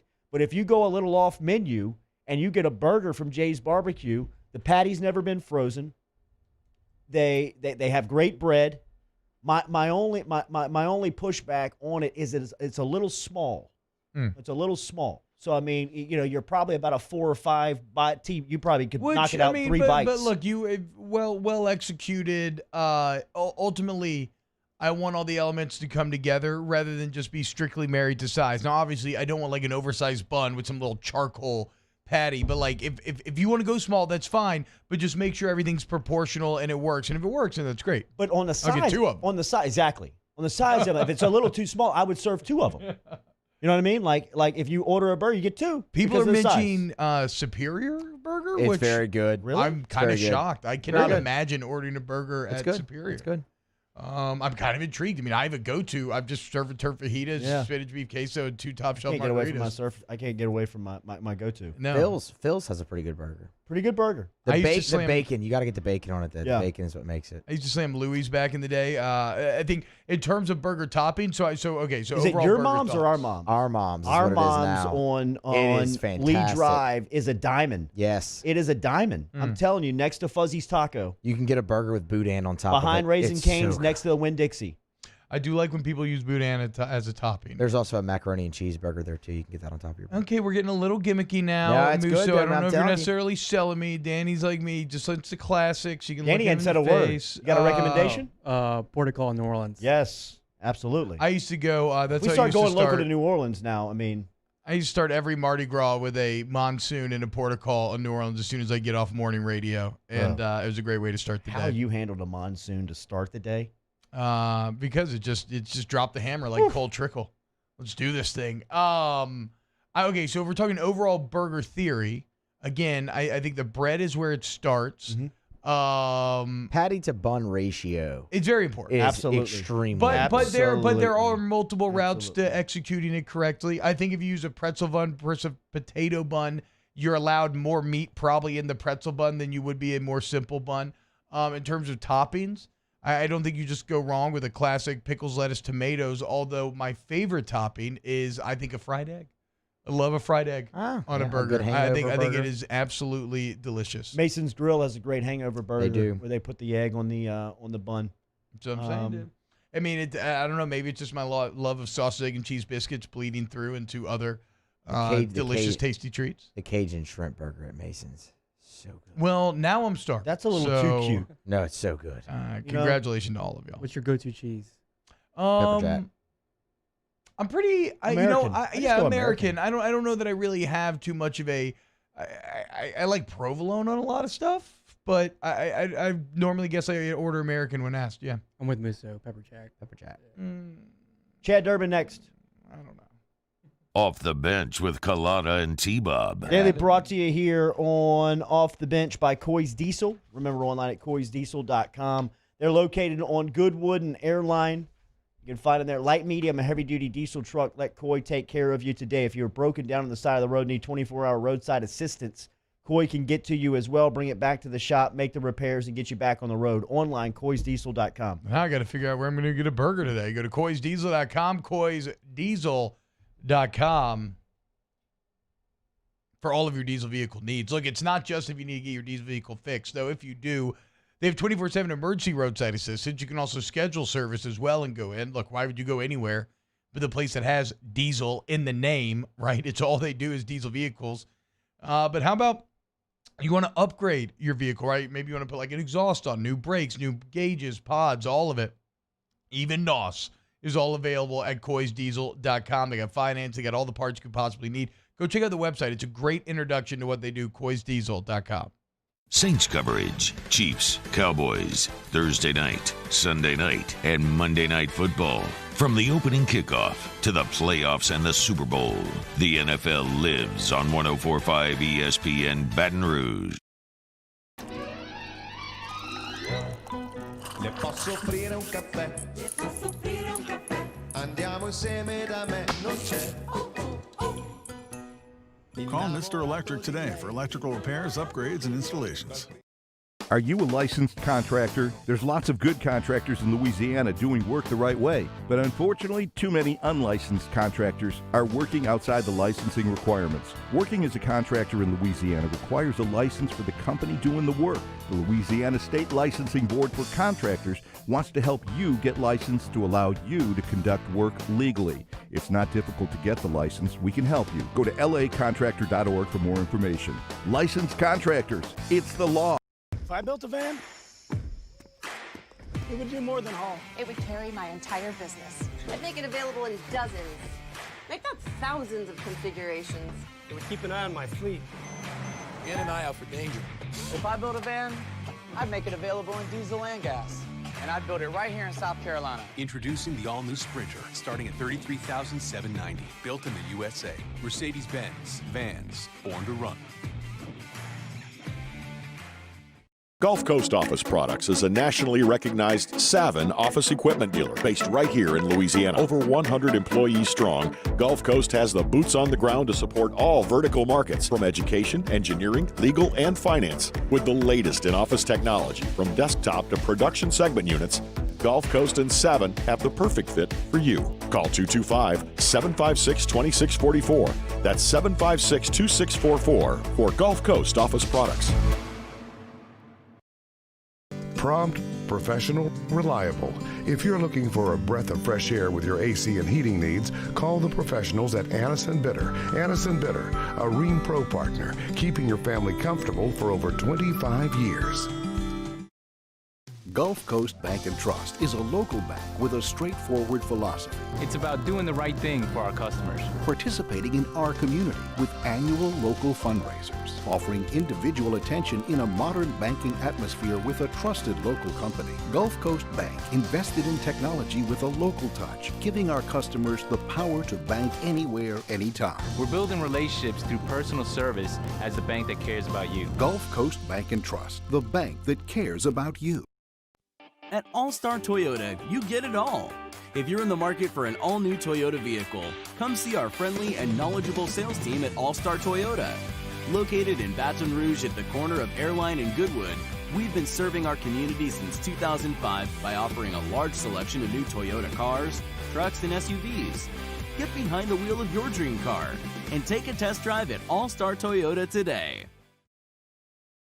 Hey, it's Matt Moscona inviting you to join us for Thursday's AFR, presented by the Aesthetic Medicine and Anti-Aging Clinics of Louisiana. Bucs linebacker Kevin Minter, Ryan Clark, Mike Detillier. We're loaded up. Join us Thursday, 3 to 6, 104.5 ESPN Baton Rouge.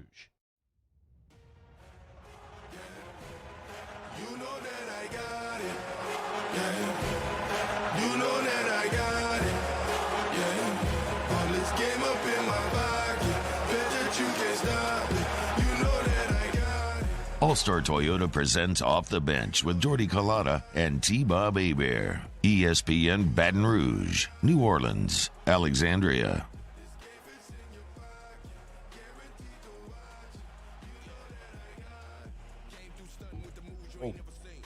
All right, a lot of love for Superior's Burger inside of the Bayou Ford chat app, and even getting some text messages. Grant Fowle, who's listening to us, said that the Superior Burger is for real. Chad Durbin moved here as a kid, so we'll call him a Baton Rouge native. Durb, you got a burger joint here locally you go to? Oh man, I like burgers, so I try them out everywhere. Locally, it's kind of piece it together, and I'm spoiled because I got to eat across the country. And while I was listening to the last segment, I was thinking about a place in New York City where with the Phillies, we stayed at a place called the Parker Meridian Hotel, and there's a place called Burger Joint, and it's literally right behind you check in at the front desk, and there's like a red velvet curtain, and right behind there is like this Burger Joint, and I kept seeing people walk in there, and I asked the person, what the heck is that? I said, it's one of the best burger joints in the city. So I went back there, and it was like the scene from Soup Nazi in Seinfeld. And the guy in front of me said, make sure you have your order right or you're out of here. And I was like, I'm in now. I don't even care if the burger's good, but the burger was great. But I think, and it made me think about the burger being good and put together the way I want it and all that is one thing. But the experience is also part of the allure that's going to make me go back. So that makes me, every time that I go to New York City, I want to stumble into the Parker Meridian Hotel, either early, middle of the day or late, and I want to go in there and just have that experience again. And the fries are cooked right, the burger's put together the right way, all that stuff, but it's the experience of it. So that's what I think in Baton Rouge. I mean, obviously, Louisiana has the best food in the country, and that's what we seek out. We seek out, the experience to go along with how the food tastes. So that is important to me. Yeah, it's always crazy to me how you pull that off as a place of business. How do you become one of those cool underground spots where you don't do any advertising? Like the coolest bar I ever went to in New York, Derbs, it's you walk into a diner, it looks like a normal diner. You go through a side door, you go to a basement, and then all of a sudden you're in like an excellent club that serves like margaritas, dances, all that kinds of crazy stuff. Absolutely. You're an accidental tourist. That's what makes it feel special is that you happened upon it. All right, the Derbs. Let's go ahead and dive into the World Series and everything that we just witnessed and what it means for baseball as a whole. I guess first off, overall thoughts on how this playoffs, this season, just everything played out. A season that we didn't know was going to happen. Now that it's in the rear view. I like that they took the days off and kind of set those aside, and they it was a compacted schedule. And I like that there was a lot of baseball on, every day. And then even when we got down to, the championship series and the World Series, 4 and 2 teams left, it just seemed like there was baseball on every night. And then somehow they avoided, from a scheduling standpoint, college football, and Monday night football. It seemed like they scheduled decent to get around that. I hate late games for my kids' sake. But I really like that we got to play it. I hate that it ended with a little bit of, the COVID-related stuff, but I'm glad that they got all the games. And I've talked to some of the folks at MLB that are on the commissioner's side, and they were kind of in the same boat as we are. We really just hope this has an ending and it goes as well as possible, and that baseball I guess serves a purpose to us as consumers and viewers, that we get to see it and it doesn't come to a screeching halt. Because we were baseball is one of the earlier sports to come out and try to do it, and they were even late to the game. We kind of argued about that. What are they waiting for? But they made it happen, and I tip my cap to them. Chad Durbin joining us here on Off the Bench, just like he does every week. The awards have been announced. Award finalists have been announced. And, here we are. And DJ LeMahieu is a top 3 finisher for the AL MVP award. He hit a big league best 364 this season. You think he's going to win this? I hope so. I think it's kind of a throwback type guy that doesn't have the home run numbers and the RBI numbers, but he is an elite defender. He's a leader. He changes the way you have to face an entire lineup, because he's going to have great at bats. He's not going to just swing for the fences or go launch angle, pull side, or anything like that. He's a throwback, and his personality has always kind of been that. He was never a rah-rah guy, even at LSU. And I'm not saying that's bad. Every team needs guys like that, but he was always just dependable and consistent, and I didn't know where his ceiling might be, and you're looking at it now, and his ceiling is potentially Hall of Fame type ceiling, one of the better players to ever come out of LSU. I hope he wins it, just for the sake of kids at home and us being able to look and say you don't have to be 6'7" and hit 50 tanks in a season to be an MVP. Yeah, he's going up against Jose Abreu of the White Sox, who plays first base for Chicago, and Indians infielder Jose Ramirez is the finalist, along with LeMahieu. Jacob deGrom is going for his 3rd consecutive NL Cy Young Award. He will join Randy Johnson and Greg Maddux as the only pitchers to win at least 3 consecutive of those awards if he's able to do it. I know that the Mets are a bad team. I know that this part of the country is not really dialed in to Major League Baseball. But how good is deGrom from your point of view, somebody that played that sport so long at that level? Well, hearing what the hitters say, like kind of behind the scenes, like that is the last person they want to face, just because his stuff is so dominant. You almost feel like you're a kid facing the older one that throws harder and all that. You get you have a good at bat and ground out to second, you feel like you got to win. It's 100 miles an hour. It's electric, electric slider. He's special on top of special. He makes guys like Aaron Nola look pedestrian, and Aaron's great.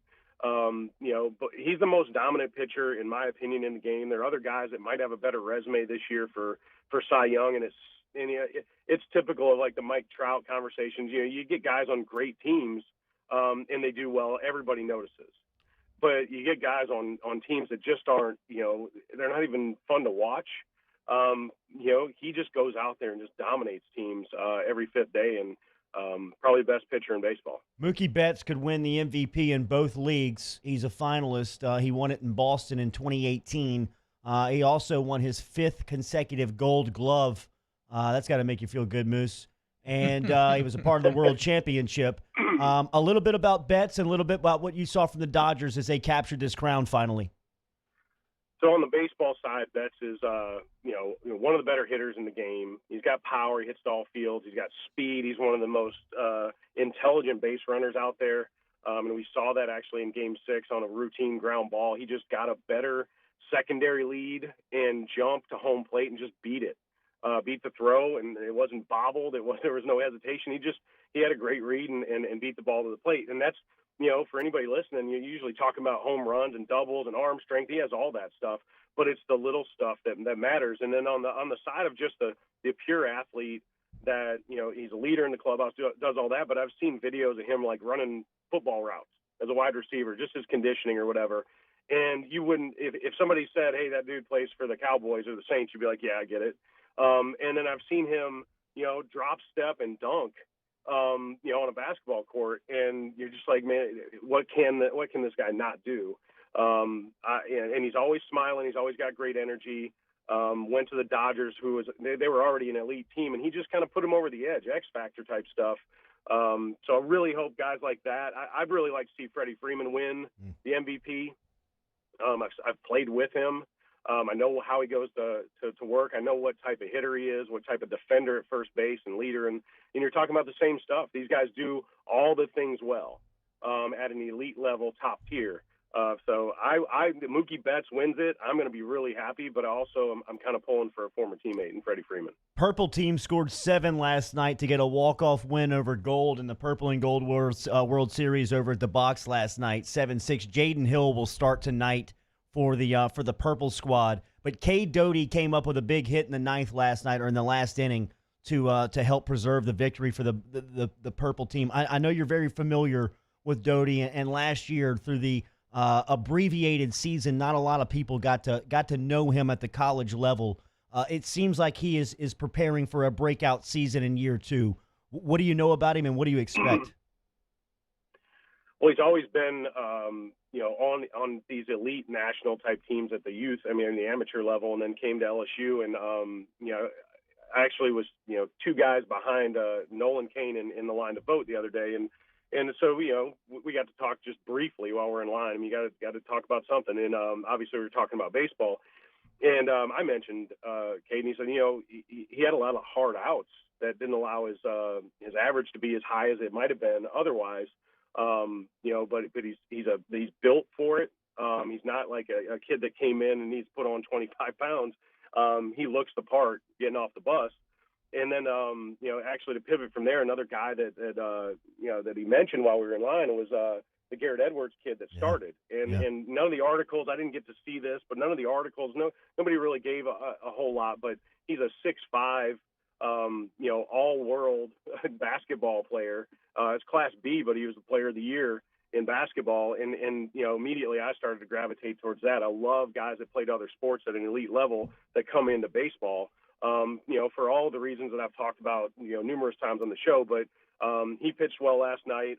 Safford had big hits. Dylan Cruz had a triple to knock in 2 runs after I think Arnold and Morgan singled off Labus. There's a lot of things to get excited about. What I really like when coaches, when their quotes are about the type of at-bats they're getting excited about, that means that guys are going out and grinding out 6, 7, 8 pitch at-bats and then getting singles. And as a pitcher, when you have to throw 6, 7, 8 pitches to each guy just to get through an inning, it wears on you. And that's what I like to see about, the type of guys they're bringing in. I love the guys that can hit it deep, but, man, the guys that have that 7-pitch at-bat and then hit a single off you, that almost wears you down more. Chad Durbin every week here on Off the Bench. We appreciate the time as always, Durbs. Have a great weekend. We will be at Parkview Friday night for the Hall of Fame induction and ceremony. We always appreciate you spreading that news on OTB a couple of weeks ago. Thank you, man. Have a good weekend. So cool. Hall of Famer, man. You're awesome. Love it, Thanks, bro. Guys. Appreciate it. Yep, there's Durbs checking in. We'll close at hour 2 next. Off the Bench with Kalana and T-Bob. Daily here, we're brought to you on Off the Bench by Lanois Insurance Agency, LANOIX agency.com. Get in touch with the Lanois this morning for a free professional quote on your auto insurance, home insurance, business insurance. They can help you out with that today at LANOIX agency.com. You need flood insurance if you need a new policy or want to call for a free quote. Remember, get on the phone at 749-5640, online at lanoixagency.com. LanoixAgency.com, LanoixAgency.com, LanoixAgency.com. Like Jordy said, bundle your home, bundle your auto. You want flood insurance, going to get that max coverage at a rate that you are comfortable with so you have peace of mind going through storm seasons, which are getting more and more extreme. Landwise, your one-stop insurance shop. Also, if you're a small business owner and you need insurance, they got you covered. Best part about working for them is they're constantly trying to customize your policy and save money to match your specific needs, and you never lift a finger. They take care of that, all that proactive on their own. Go to LanoixAgency.com, LanoixAgency.com.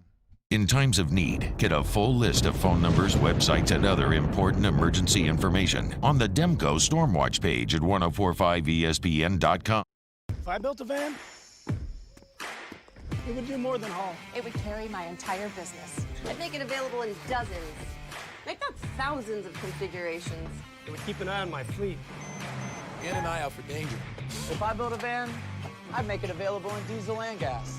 And I'd build it right here in South Carolina. Introducing the all-new Sprinter, starting at $33,790. Built in the USA. Mercedes-Benz. Vans. Born to run.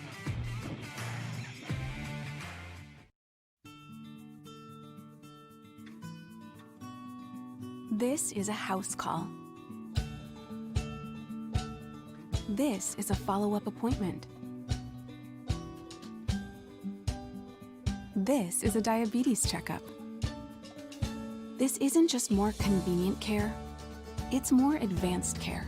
This is innovating healthcare at Louisiana's #1 hospital, Ochsner. ServiceMaster Elite create clean, disinfected work environments. As a local business, we take pride in serving the New Orleans and Baton Rouge areas. Our cleaning protocols follow CDC and OSHA standards for healthcare settings, offices, senior living, restaurants, and industrial plants. Contact ServiceMaster Elite to get your operation ready for reopening with germ disinfection cleaning. ServiceMaster Elite, the trusted choice in professional cleaning since 1996. To all of our heroes working on the front lines of this COVID-19 pandemic, your bravery and selflessness represent the very best of us, and we want to say thank you. I'm asking everyone around the state to join me in celebrating the heroism of our healthcare professionals on the 19th of every month at 1900 hours, that's 7 p.m. Write a note of appreciation, make plans to donate to charitable organizations, or say a prayer. To learn more, visit 19thanks.org. Thank you, and God bless. T-Bob Hebert here with breaking news. Front to Back Boat Services is the shop to upgrade your boat tech this fall. With not one but two NMEA certified techs, who better to install your Panoptic sonar, your HD displays. You want to see the fish under the water before you even cast? They have that. Trolling motor you could control with your iPhone? They have that. So what are you waiting for? Get into Front to Back Boat Services right now. Upgrade your boat tech. Make your boating dreams come true. Front to Back Boat Services. Gulf Coast Bank and Trust is a local bank with a straightforward philosophy. It's about doing the right thing for our customers. Participating in our community with annual local fundraisers. Offering individual attention in a modern banking atmosphere with a trusted local company. Gulf Coast Bank invested in technology with a local touch, giving our customers the power to bank anywhere, anytime. We're building relationships through personal service as a bank that cares about you. Gulf Coast. Coming up on Jimmy Ott's Game Time, we're live from the Jolie Pearl Oyster Bar for our Thursday night football watch party. We'll also recap an active night of MAC football as we lead you into Packers and 49ers. Join us at 6 p.m. right here on 104.5 ESPN Baton Rouge.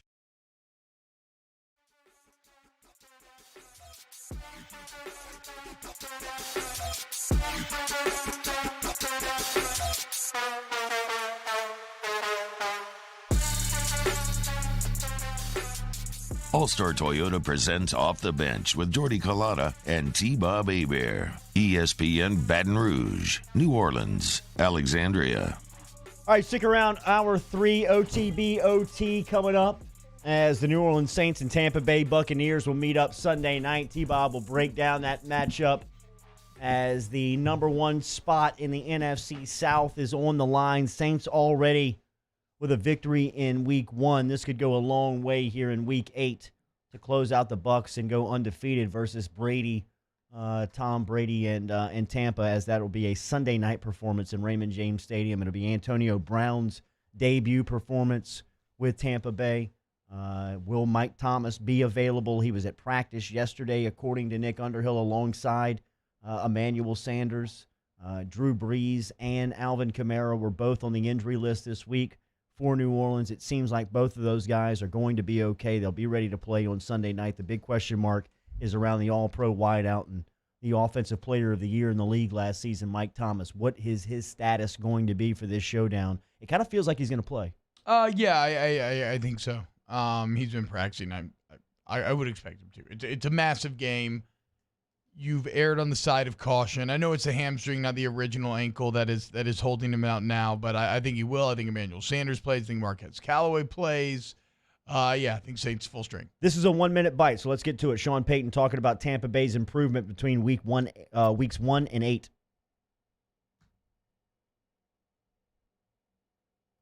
Well, look, I think we did some things well. We got the turnovers in week 1. I didn't think we played very well in some other areas when you watch the tape.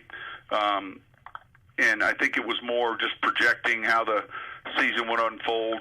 They're playing with confidence. They're playing well in all areas. And, look, you have two teams that are close to or at the top of the division playing against each other. So, it's middle of the season. Maybe a little unique that you're playing the second game this early, but that's probably normal. I mean, someone's got to play them earlier than later, and but they've had some big wins, and you can see each week the growth maybe in confidence as to how they're playing. The Green Bay win at home was a good win for them. They went on the road and scored a bunch of points against the Raiders, and they're a good football team.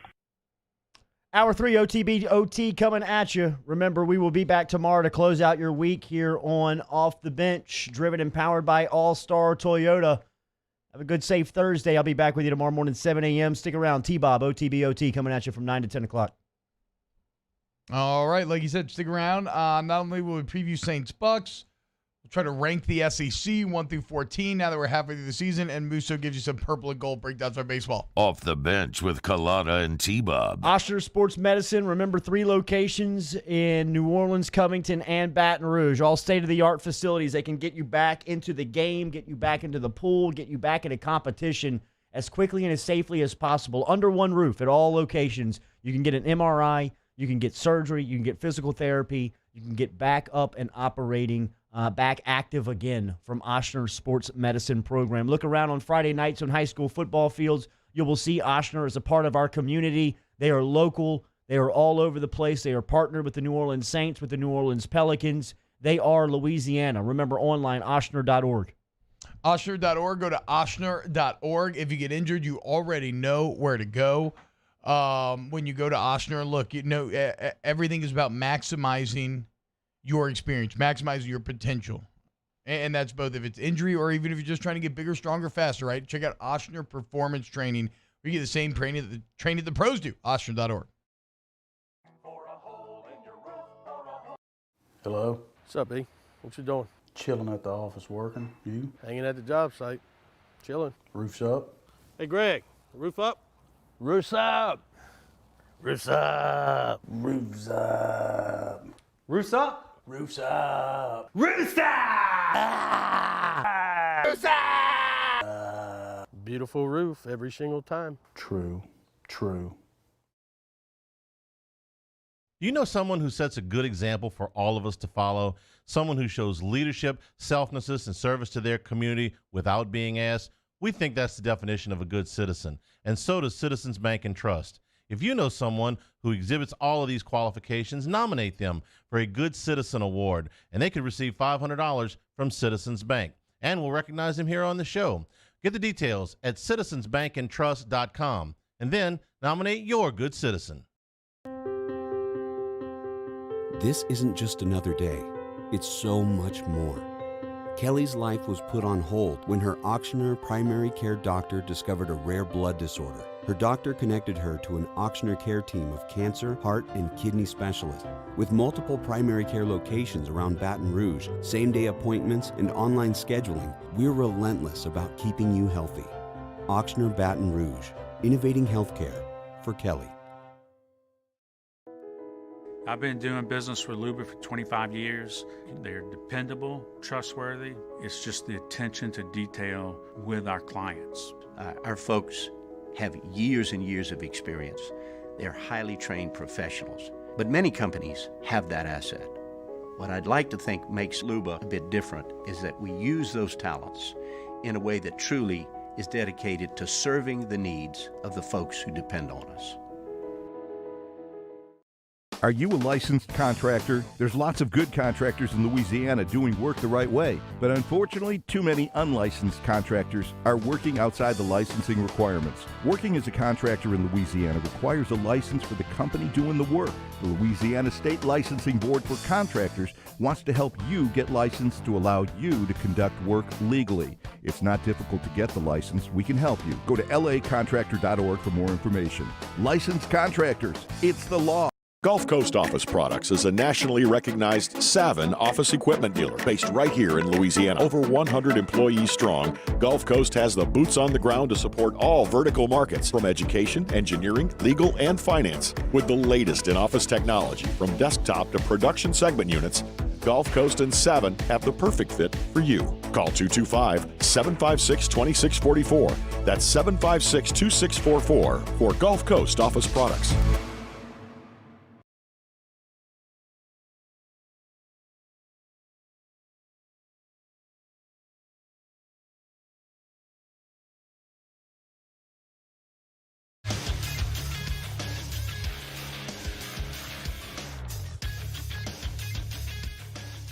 Good morning. It's 9 a.m. on Thursday, November 5th. Today in Baton Rouge, expect sunny cloudy skies with a high of 78.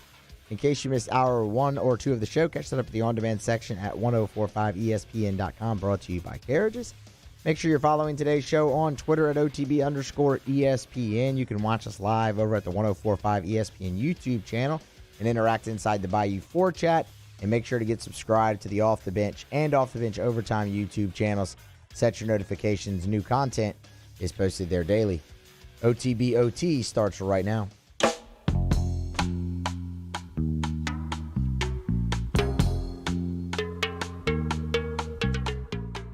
All-Star Toyota presents Off the Bench with Jordy Collada and T-Bob Hebert.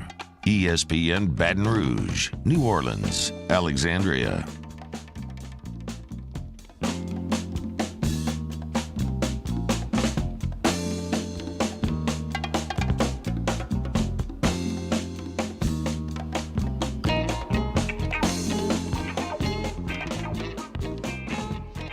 Yo, what up, y'all? Welcome in hour number 3, OTBOT. It's me, TBOBHEBERT. I'm joined by my boy, Danny C., as well as Matthew Musa.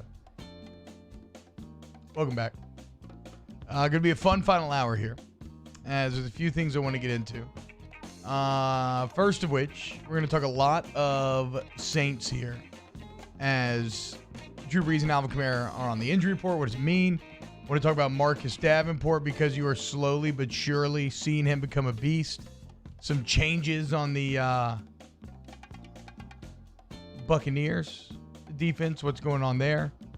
And we'll get to all of it.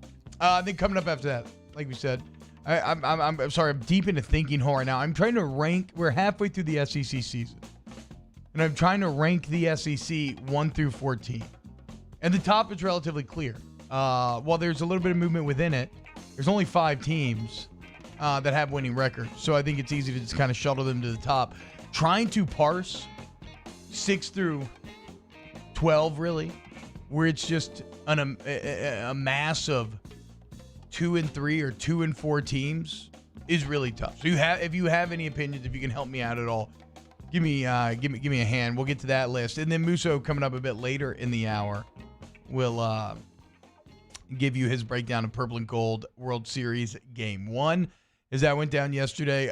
During the commercial break, a couple breaks ago, I did see a new trailer for a Star Wars Holiday Special. You ever heard of the Star Wars Holiday Special, the original? I've never actually seen it. It's one of my Star Wars blind spots. It's supposed to be unbelievably bad. It's like infamous in how terrible it was. I know it involves Wookiees and Christmas on Kashyyyk, I think, or something. But they're doing it again on Disney Plus now, except with Legos. A Lego Star Wars holiday special that I just saw the trailer for looks way better than it has any right to be. So if you're a Star Wars fan, maybe go check that out during the break, see what you think. All right, let's get into some Saints news as, again, this matchup is hurtling towards us on Sunday, and there's a lot to love, a lot to be excited about. Maybe what you're not excited about is when you see Drew Brees and Alvin Kamara showing up on an injury report. Drew Brees is on it for his shoulder, Alvin Kamara for his foot. Both are saying it's no big deal. Alvin Kamara went on to say that it's basically like a stub toe to him, right? I mean, it's kind of like the same thing. So a bruise in his foot, but he's pushing through. And then I like what Drew Brees had to say. Just shows how long he's been at this thing. He said, "I'm always living on Wednesday. I'm 41 years old. I have a lot of stuff going on. I keep ticking. I can only imagine what your body feels like playing quarterback in the NFL at 41 years old, right? I mean, I wake up some days now at 31 and I'm sore and I don't know why. It wasn't like I worked out. It wasn't like I did anything. I just feel a general level of soreness. How Drew Brees does it, we will never know. Mike Thomas and Marquez Callaway were limited. Hopefully you get both those back. A name that you got back that's kind of been flying under the radar a bit lately, Nick Easton. Getting him back, especially going against his Tampa front seven, could potentially be huge. It'll be interesting to see who plays between him and Ruiz.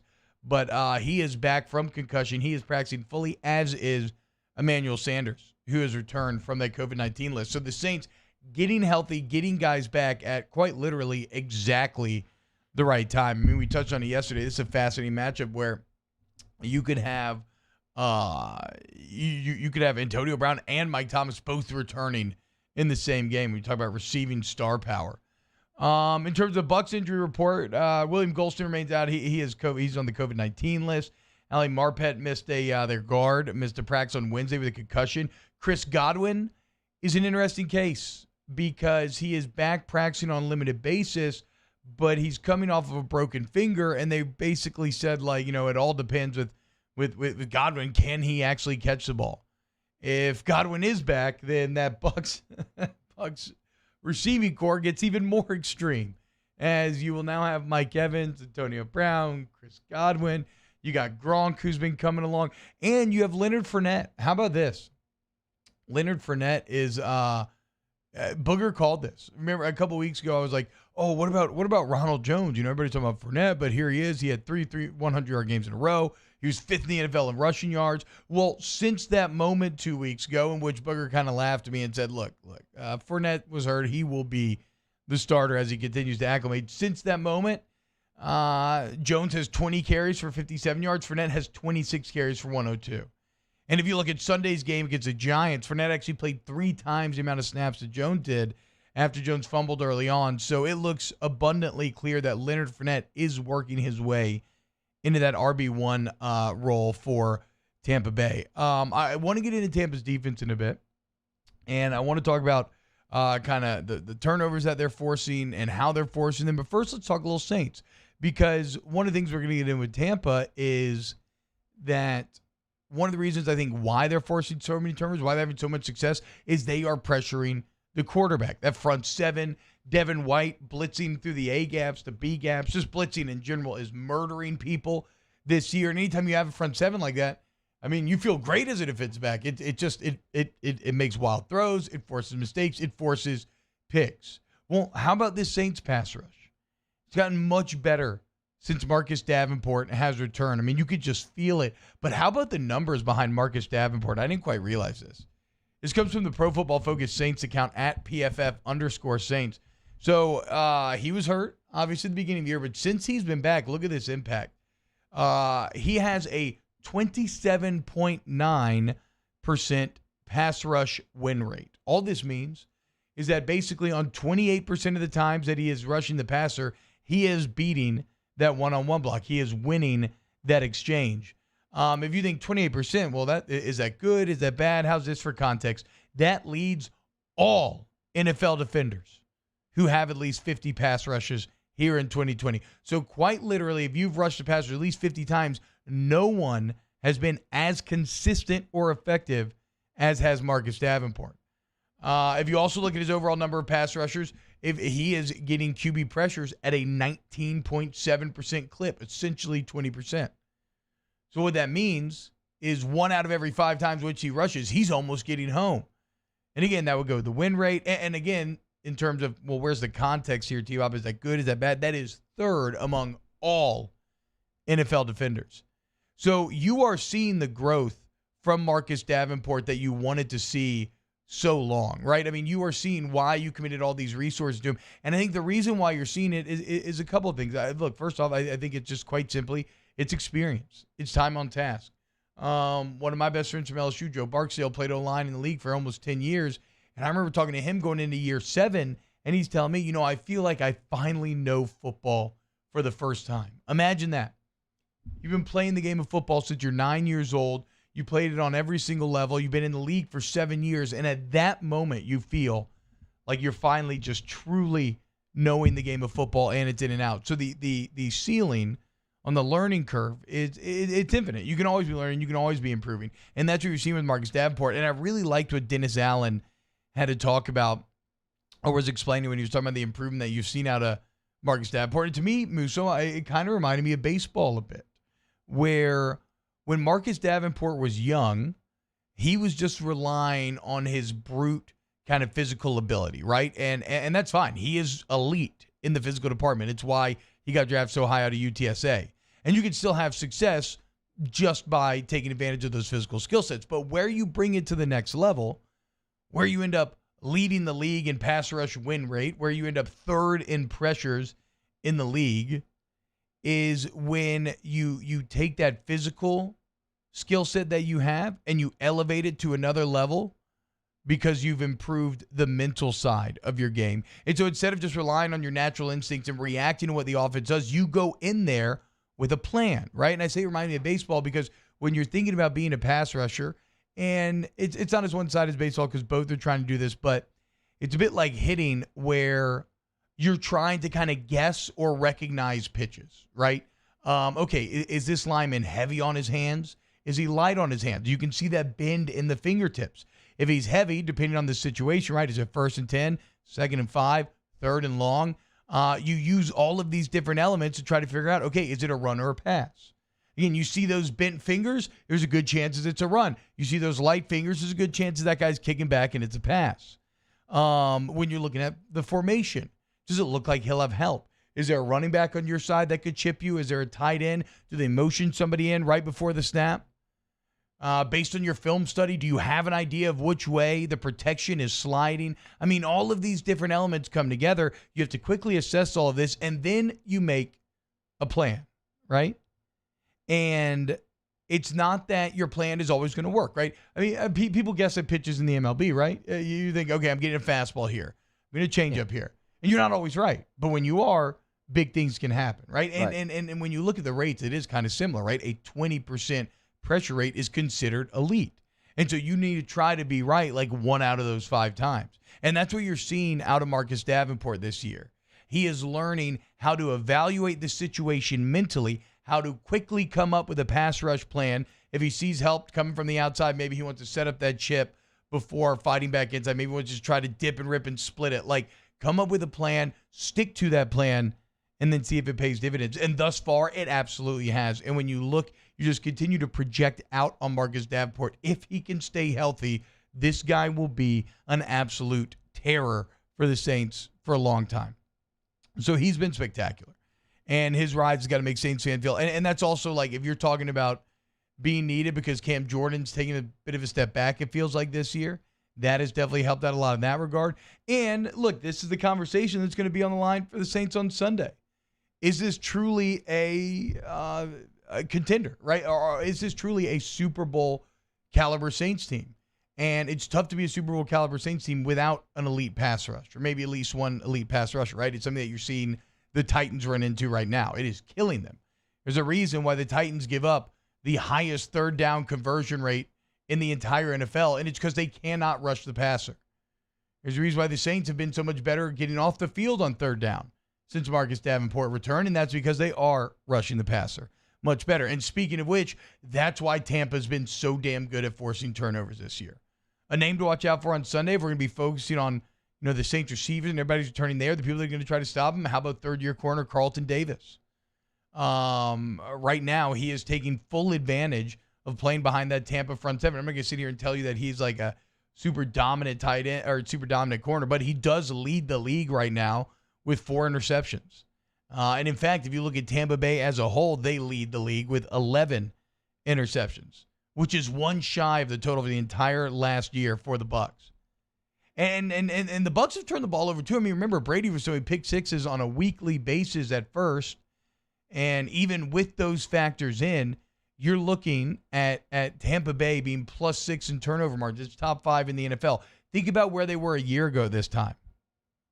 They were -5. They were one of the worst in the entire league. And then you go a step further. This is a Tampa team that's starting to get really hot. I mentioned earlier, a point differential of +82 for the Tampa Bay Buccaneers. So they have scored 82 more points than have their opponents on the season. That is second in the NFL only to Kansas City. In fact, it's the best ever for a Tampa Bay Buccaneer team, even 2 points better than that 2002 Super Bowl team.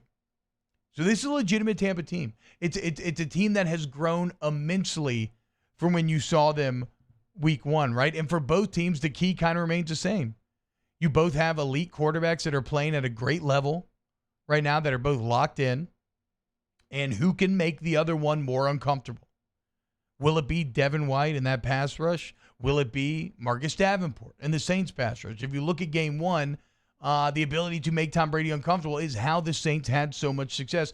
Can you repeat it now that this Bucs team has started to come together a bit more? That will be the key to the game on Sunday. And I just can't help but feel, man, Bucs fans enjoy this. Yeah, I know the feeling. It feels a lot like LSU last year where a quarterback drops out of the sky and just solves all your problems and makes you better than ever before. But that said, I hope that Sunday, the Saints, I hope Breeze gets the record. I hope on Sunday Night Football they crush the Bucs' dreams in Tampa Bay. And I hope that when you're on the other side of this, you have your New Orleans Saints leading the NFC South with 2 games in hand and every tiebreaker over Tom Brady and the Buccaneers. But this is what it all comes down to. This is what it's all been about. This is what all the offseason hype was about. And Marcus Davenport, if you're going to get it done on Sunday, especially with Cam Jordan kind of taking a step back lately, you are going to be needed. And I can't wait. All right, when we get back here in OTBOT, let's try to rank these SEC teams top to bottom, 1 through 14. We are halfway through the SEC season. Let's see where we end up. This is OTBOT. OTB-OT. Off the Bench, hanging with Esther and Hanny. After further review and more are all live daily on the 104.5 ESPN Baton Rouge YouTube channel. Subscribe now to interact with us inside the live chat driven by Bayou Ford. If I built a van, it would do more than haul. It would carry my entire business. I'd make it available in dozens, if not thousands of configurations. It would keep an eye on my fleet. And an eye out for danger. If I built a van, I'd make it available in diesel and gas. And I'd build it right here in South Carolina. Introducing the all-new Sprinter, starting at $33,790. Built in the USA. Mercedes-Benz. Vans. Born to run. Gulf Coast Bank and Trust is a local bank with a straightforward philosophy. It's about doing the right thing for our customers. Participating in our community with annual local fundraisers. Offering individual attention in a modern banking atmosphere with a trusted local company. Gulf Coast Bank invested in technology with a local touch, giving our customers the power to bank anywhere, anytime. We're building relationships through personal service as the bank that cares about you. Gulf Coast Bank and Trust, the bank that cares about you. ServiceMaster Elite create clean, disinfected work environments. As a local business, we take pride in serving the New Orleans and Baton Rouge areas. Our cleaning protocols follow CDC and OSHA standards for healthcare settings, offices, senior living, restaurants, and industrial plants. Contact ServiceMaster Elite to get your operation ready for reopening with germ disinfection cleaning. ServiceMaster Elite, the trusted choice in professional cleaning since 1996.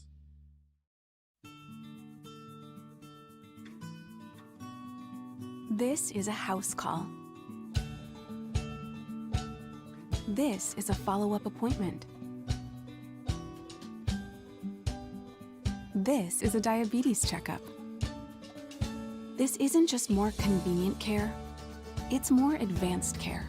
This is innovating healthcare at Louisiana's #1 hospital, Ochsner. At All-Star Toyota, you get it all. If you're in the market for an all-new Toyota vehicle, come see our friendly and knowledgeable sales team at All-Star Toyota.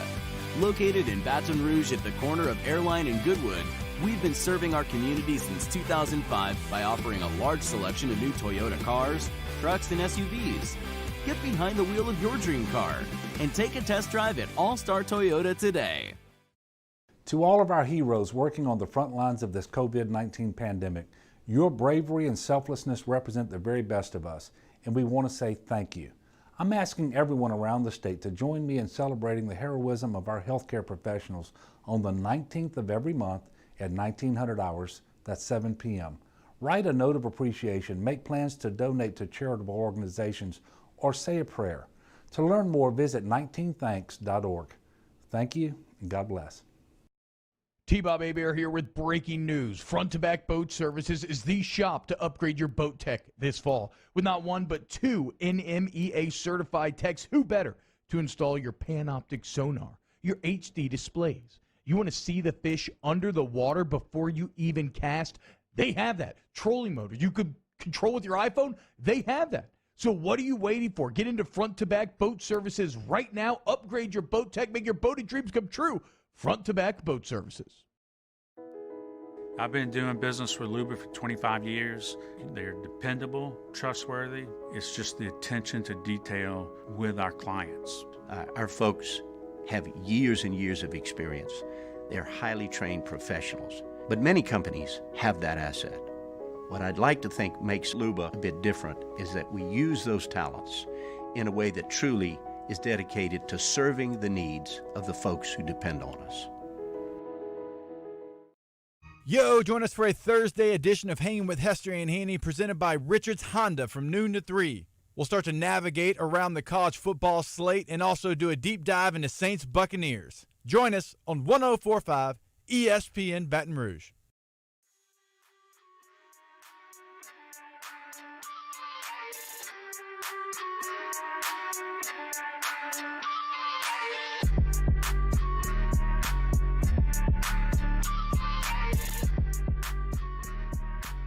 OTB, OT, with T-Bob Hebert, ESPN Baton Rouge, New Orleans, Alexandria. What's up, y'all? Welcome back, OTBOT. Caitlin Sims in the Bayou Ford YouTube chat asking a couple things. Any chance to get Sean Payton or Breeze on the show after getting Davenport? Well, I would love to know what anime Sean Payton's into. It's like we're always trying, but that's gonna be tough. We will see. She also asked, is Mandalorian the best theme song ever? I don't know about theme songs. I'm struggling. I mean, obviously Game of Thrones, other stuff like that jumps out off the top. I want to approach it less from a theme song standpoint and more just a soundtrack standpoint, because every now and then there are soundtracks that transcend to me and I start listening to them on Spotify, right? When I'm driving around, when I'm working. It Follows is one of them. Shape of Water, I really fell in love with that soundtrack. The Marriage Story soundtrack, I fell in love with. I've obviously listened to Lord of the Rings soundtrack a ton in my life. Game of Thrones has some real highlights. And Mandalorian has had that same effect on me. It has transcended, and now I find myself, when I'm driving a lot of times, just kind of playing it in the background, putting the playlist on shuffle. The job that Gunnarsson has done is absolutely fantastic. Andrew Britt says theme song, Simpsons best theme song ever. Yeah, look, there are some classic television theme songs. I almost think about the Mandalorian score though, almost as more cinematic than a simple theme song, because they do he rescores, I want to say, every single episode. It's not just the same songs repeated over and over again. It's a lot of the same motifs and themes worked in, like any great composer will do, but it's not just repeat. I mean, Danny, great call, dude, in the YouTube chat. Stranger Things. It's an excellent song. One that sticks with you. Yeah, I can listen to it all day. The synth and the 80s vibe. I do love synth. In fact, somebody just sent me, I haven't got a chance to listen to, but my buddy, Jesse, who does the For Mandalore podcast with me and Nick Ashton, sent me a synth, somebody took the Mandalorian theme and made it very synthy, which sounds right up my alley. It's so weird, right? I was born in 1989, so I was not a part of the 80s synth wave, but I cannot get enough of it. That's the greatest trick that Stranger Things ever pulled, is making me nostalgic for a time that I quite literally never lived in. Matthew Wheeler saying Stranger Things make me feel like a kid again. Yeah. Brandon Ferrati saying the Harry Potter theme, a fantastic theme. Another theme that I have gained a lot of personal connection with through the years. I played this card game online, Hearthstone, for years and years and years, and every time I would play, I would turn down the game music and crank up that Harry Potter music. I find myself doing that quite a bit if I ever just want to set maybe like a little Christmassy mood, a little fall time mood. But you know why Harry Potter's so good? Because it's John Williams. I mean, is anybody got the resume that Williams has? The list goes on and on. Star Wars, Jaws, Jurassic Park, Indiana Jones, Harry Potter. I think he did like, I think the NBC or whatever the Olympic theme is, I believe is him. World News Tonight is him. The list goes on and on. One of my favorite nights was the BR Symphony when they did the John Williams tribute. It was awesome. Emil saying the Drive soundtrack's really good. Yeah, I really like that College Hero song. Although that was not a good movie to see with the football team, but too slow. So okay, yeah, keep giving me your favorite soundtracks, themes. We'll get into them. Right now, let's rank the SEC. Okay, it's a good a time. Oh, yes, and as Emil points out, the big – okay, Danny, if you're going to take this take on there, okay, you can't – I'm reacting to the chat. You can't be saying – ridiculous things like what you just said in chat without taking it to the air. What did you just type? I said Hans Zimmer is better than John Williams. How in the world do you land there? Hans Zimmer, you know, like Hans Zimmer's Hans Zimmer is good. Inception. Hans Zimmer is he is fine. He is solid. And you know what? I was gonna say I think Hans Zimmer sounds a little samey, but honestly, John Williams sounds a little samey. Right? Like he has that kind of little magical like ding. I can't really explain it. It's that little 80s, like kind of makes you feel like a kid again. It's the little bells or it's something about it. It's these little twists that kind of suck you in. Hans Zimmer, maybe that's it. John Williams feels more fun. Hans Zimmer's soundtrack sounds so like, it's so intense. Everything's so intense. I just can't get away from the South Park when they're making fun of Inception. He uses the, I don't know if you noticed, but Hans Zimmer uses like the ticker and the time watch. Yes. To intensify the scene. And it works spectacularly. Who did There Will Be Blood? That's an incredibly tense soundtrack as well that I would not necessarily listen to. But no, we'll compare at the end of the show last time. We'll compare Hans Zimmer. Interstellar is my favorite. And John Williams, IMDb's, and we'll see who we think reigns supreme. Who reigns supreme in the SEC right now? We're halfway through. You got 14 teams. How's this thing shaking up? Who do we think are the best? Look, how should we go bottom to top or top to bottom? Top to bottom. Okay, top to bottom. Because I think I kind of agree. The top is kind of the least interesting part. Yeah. Obviously, Bama, number one. Okay, moving on. Shocker. And this is where it gets up. So to me, it's like certain areas were obvious and certain areas kind of had to reveal themselves. Maybe it's not obvious to you, but I felt like Bama's obvious one. And then I felt like A&M was an obvious 4. A&M beat Florida, who I'm putting ahead of them. Where would you put A&M in this list? I don't know if I can put them behind Florida because they beat Florida. But then you come up. So who do you think wins Georgia-Florida Saturday? Preseason, I definitely thought Georgia. And I stuck with that, and I'm going to stick with it just because I have. I'm going to say Georgia wins. Maybe going to be down a bunch of starters. I'm not nearly as confident as I was because Georgia's down starters and Stetson Bennett has not played. Stetson Bennett in the last 2 games has looked like the walk-on quarterback that he is. Yeah, I mean, like we said it from the time Stetson won the job. How's this any different than what you had going on with Jake Fromm? Georgia just scored 14 points in a win. Which is disgusting. It's not good. That against a Kentucky team that's given up far more than that at times this year. So not aesthetically pleasing. I mean, that is so gross. So I guess I'm still being a bit of an A&M hater. I'll have them prove it to me. So I've actually got Bama. Then I've got Georgia at 2. I've got Florida at 3. Then I've got Texas A&M. But what's interesting about that, I got Georgia ahead of Florida because I think on the whole, like against the majority of SEC teams, Georgia would fare better. But in this matchup Saturday, because Georgia's down starters, because I'm not sure that Stetson Bennett is well suited to take advantage of Florida's biggest weakness, which is that defense, I actually think Florida's going to win that game. And so maybe this changes. They end up jumping Georgia next week. But I got Bama, Georgia, Florida, A&M. Then I got Auburn. And Auburn's bad, but I'm just going to give respect to the record, right? I mean, how could you not? They're 4-2. And right there is where it gets tough because that's where the those are the only 5 teams in the SEC right now that have winning records. Everybody else is 2-3, 2-4, 1-4, 0 whatever Vandy is at this point. And so that's where it gets a little tough. So now let's jump to the bottom because that's what I had to do. Your top 5 is clear. Then I think you start to work your way from the bottom. At 14, obviously Vandy. Yes, they're terrible. I felt like 13 was actually pretty obvious too.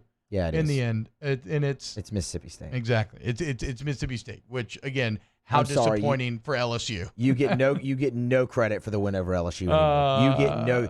Well, it's like whatever. No credit. You get credit for it, but you've been so utterly horrible in every other game, and so has LSU's defense. Yes. So you get no credit. I'm sorry, it's just no. And so you've been so bad in every other game, and Kylan Hill's gone. Everybody's leaving. Yeah. Mississippi State 13th. I actually have Ole Miss at 12. And I get that they're more exciting than some of these other teams, and I like that they played Bama tough for a while.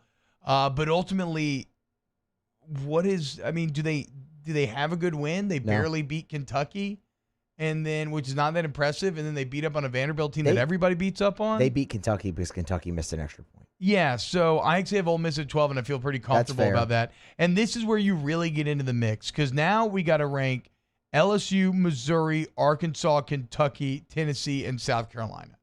And they all have beat each other, and they all kind of feel like the exact same teams. But this is how it shook out on my list. At 11, I got South Carolina. Maybe I'm a Muschamp hater. This is well known, but they haven't. They have no. I mean, they have a win over Auburn. But they have bad losses to LSU and Tennessee, which do not feel that impressive. And I just don't think South Carolina's any good. What do they do that's good? We can get to them. I would put Kentucky at 11, not South Carolina. Oh, really? I actually have Kentucky at 9. On mine. They just made a change at quarterback because they have no downfield passing game. All they can do is run the ball. They're completely one-dimensional. They lost a game 14-3. I know it's against Georgia, but you held Georgia to 14 points. You really couldn't score more than 3 points? I mean, look at the points that Georgia gave up to dynamic offenses that they've played. Kentucky just has no dynamic offense. They lost to Ole Miss, who we have behind them at home. Yeah, I know, but like such you a slow said, start. It's extra point. They beat the hell out of Mississippi State. Good game against Mizzou, which Mizzou won. They beat the hell out of Tennessee. The Georgia loss is actually a plus for them in my book, going 14-3. Kentucky's strength is supposed to be their offensive line, and they can't run the football. So I have South Carolina at 11. I have Tennessee at 10. I've got Kentucky at 9. And then I think I've got Arkansas at 8. And maybe LSU should be listed on this list already. I have not landed there yet. I would still take LSU over. Well, I say I would, right? I said I'm not going to take them in any other games the rest of this year. That's probably the right play. But in terms of ranking this list, I would still put them over Kentucky and Tennessee. They obviously beat South Carolina. Arkansas is a bit more interesting. I guess we'll get to see that one play out. So now we're down to 2 teams, though. We have 8 through 14. We have 1 through 5. And now you've got LSU and Mizzou. And I know maybe I'm just a little too high on this Mizzou team, but they beat LSU. They beat Kentucky. But maybe more than anything, their losses aren't bad. Their losses are to Bama, Florida, and Tennessee.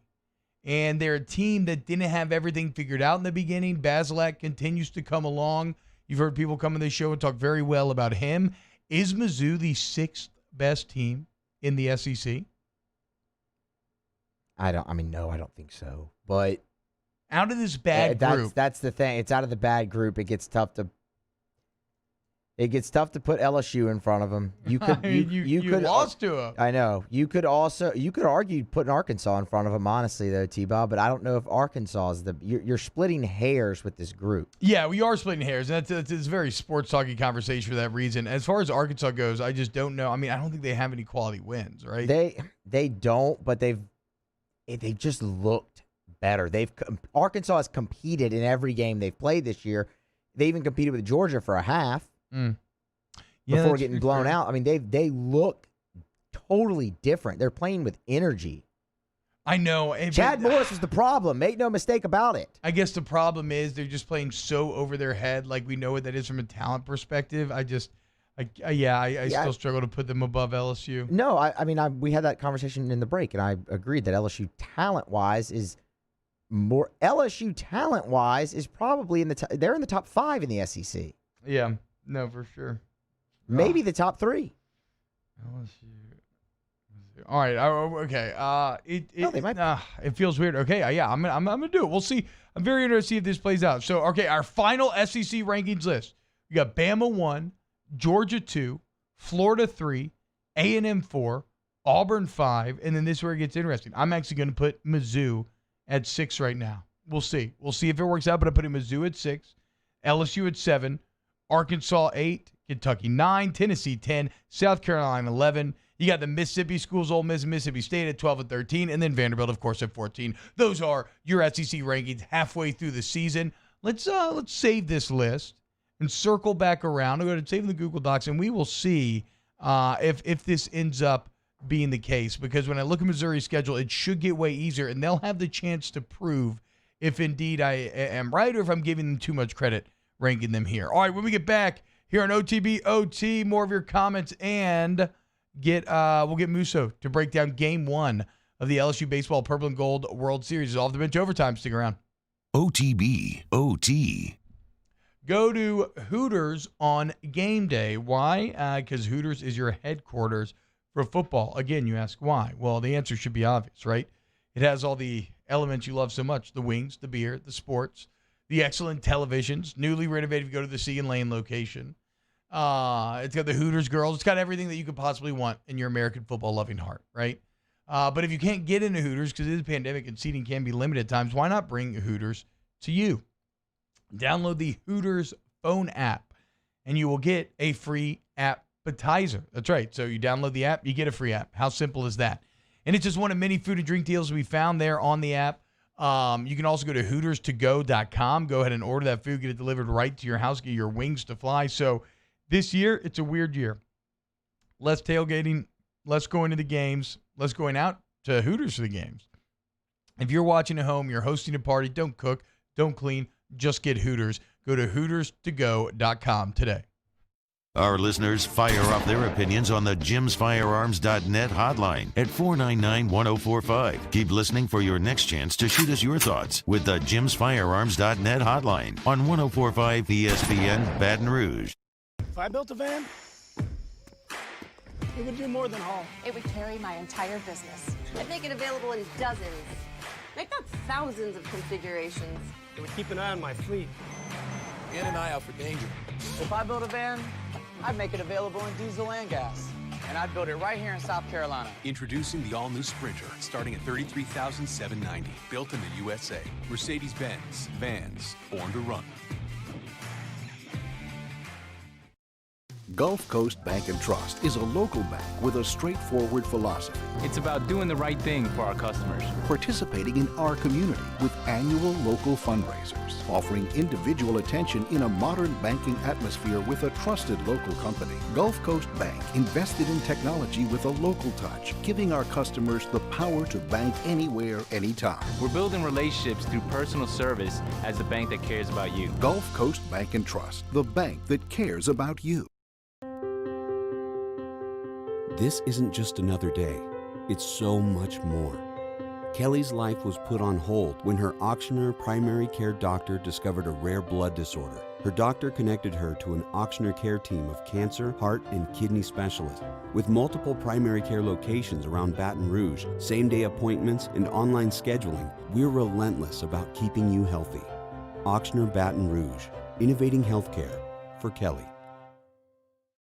Are you a licensed contractor? There's lots of good contractors in Louisiana doing work the right way, but unfortunately, too many unlicensed contractors are working outside the licensing requirements. Working as a contractor in Louisiana requires a license for the company doing the work. The Louisiana State Licensing Board for Contractors wants to help you get licensed to allow you to conduct work legally. It's not difficult to get the license. We can help you. Go to lacontractor.org for more information. Licensed contractors, it's the law. Gulf Coast Office Products is a nationally recognized Savin office equipment dealer based right here in Louisiana. Over 100 employees strong, Gulf Coast has the boots on the ground to support all vertical markets, from education, engineering, legal, and finance. With the latest in office technology, from desktop to production segment units, Gulf Coast and Savin have the perfect fit for you. Call 225-756-2644. That's 756-2644 for Gulf Coast Office Products. At All Star Toyota, you get it all. If you're in the market for an all-new Toyota vehicle, come see our friendly and knowledgeable sales team at All Star Toyota. Located in Baton Rouge at the corner of Airline and Goodwood, we've been serving our community since 2005 by offering a large selection of new Toyota cars, trucks, and SUVs. Get behind the wheel of your dream car and take a test drive at All Star Toyota today. Tune in Friday night for a full night of prep football coverage. It all starts at 6 with Louisiana Prep Preview. Catholic High and Cinema kick off at 7, and we wrap things up with a full 2 hours of the Louisiana Prep Scoreboard Show on YouTube, CST, and 104.5 ESPN Baton Rouge.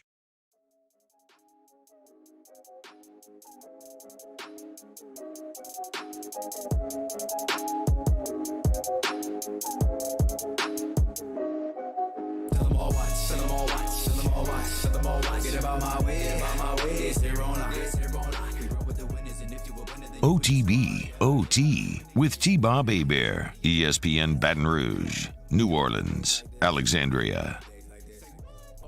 All right, we're trying to work through these filmographies right here between Hans Zimmer and John Williams. Both are incredible. John Williams, of course, been around a lot longer. Caitlin Sims started all of this in the YouTube chat. She now says that she is going over to the Hans Zimmer side. I'm just not convinced that she doesn't have a crush on Danny. But I guess we'll have to wait and see. I will say this for John Williams. I am shocked. I mean, I knew John Williams was old. I didn't realize how long he'd been in business. He's been scoring since 1958. And, in fact, it's not until about the 60. I mean, he did some Lost in Space episodes in 65 that I recognize. And then once you get past that, it's a while. It's not until really Jaws in 75 that you see like a big movie for him. Now, obviously, once you get past that, there's everything that we said. There's Star Wars. There's Superman. There's E.T. There is Indiana Jones.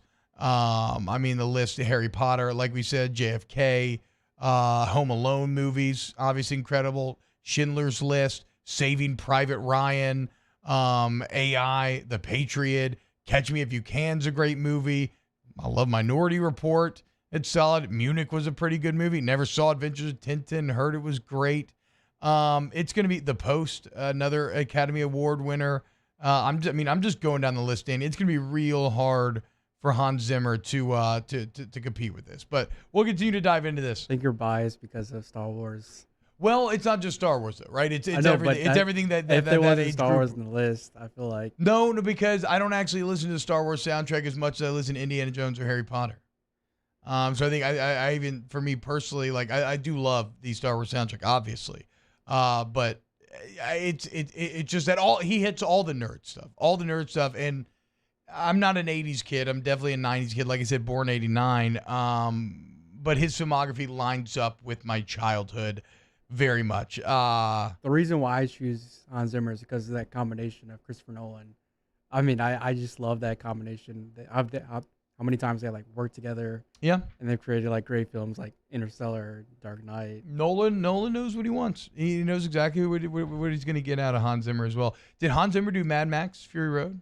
I don't know. Is that what Daniel Basham saying? We'll have to look it up. All right, let's get into it then, Musso.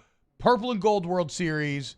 Yesterday, purple team, winners 7-6, 7 innings, 7 runs in the last 2 innings. What were your takeaways from LSU baseball Friday? Everything we talked about yesterday. Wanted to see the freshmen. They stood out.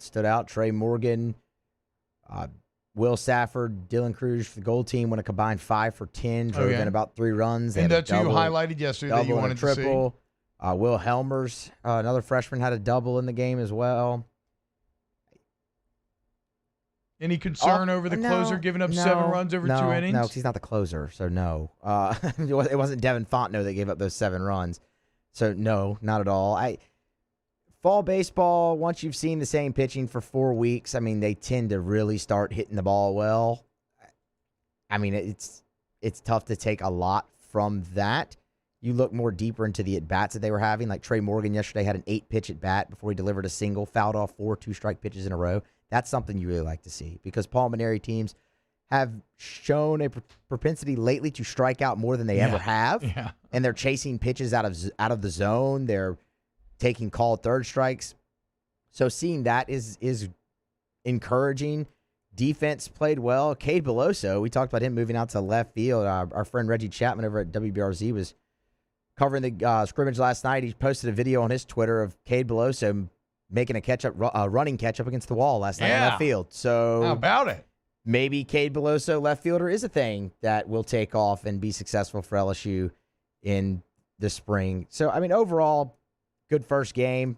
You like seeing the 13 runs. You get a little iffy maybe with the pitching, but I wouldn't read too much into it just because they've seen these guys now for a month. And, I mean. Okay, but so that is very interesting then because tonight, so last night, great, that was a great first day, whatever. But tonight I'm more interested in because as we laid out earlier, the gold team is the starting lineup. The gold team would be the starting lineup. And Jaden Hill will be taking the mound for the purple team.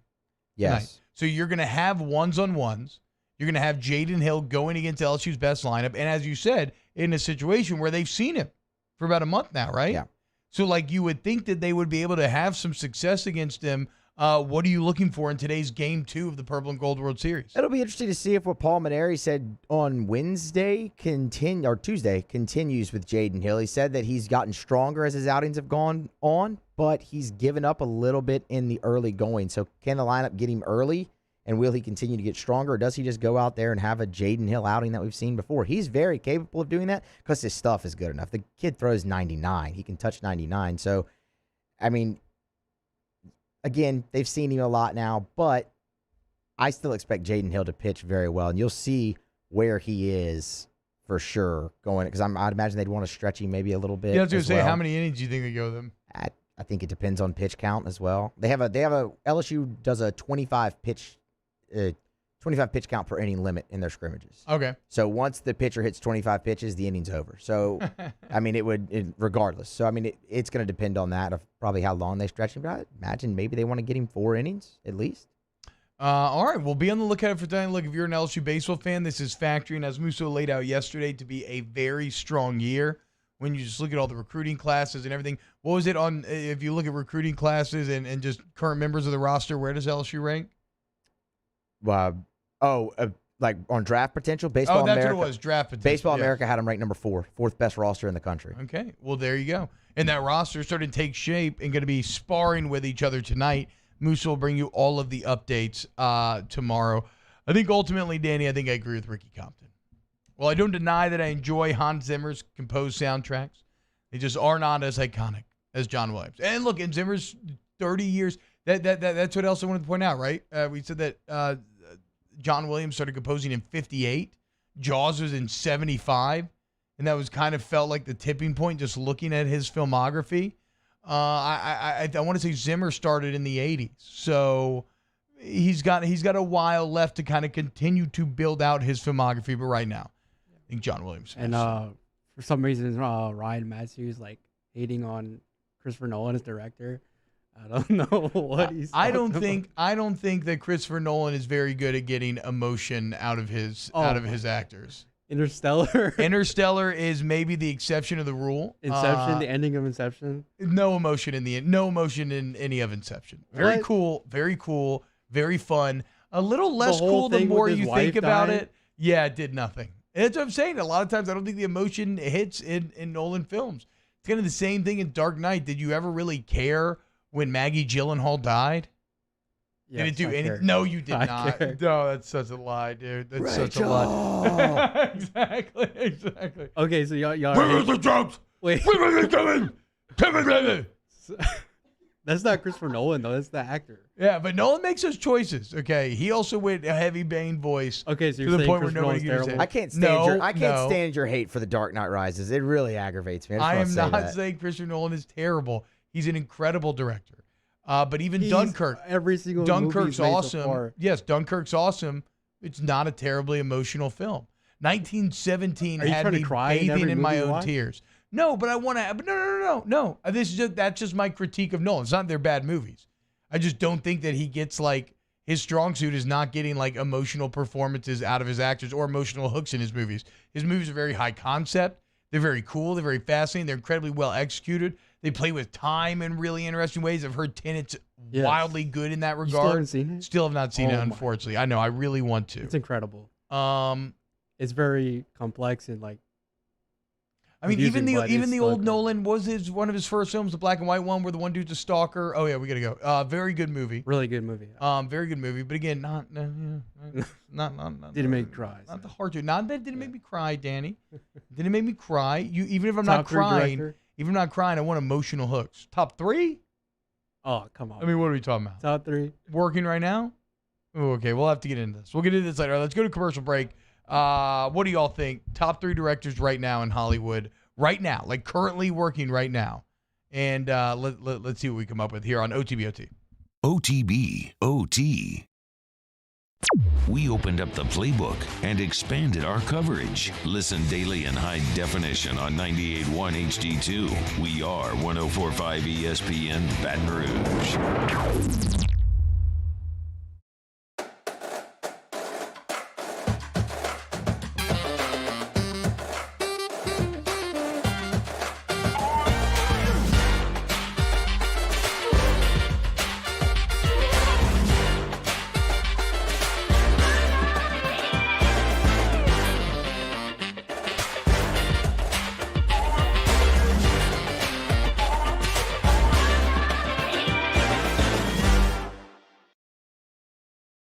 If I built a van,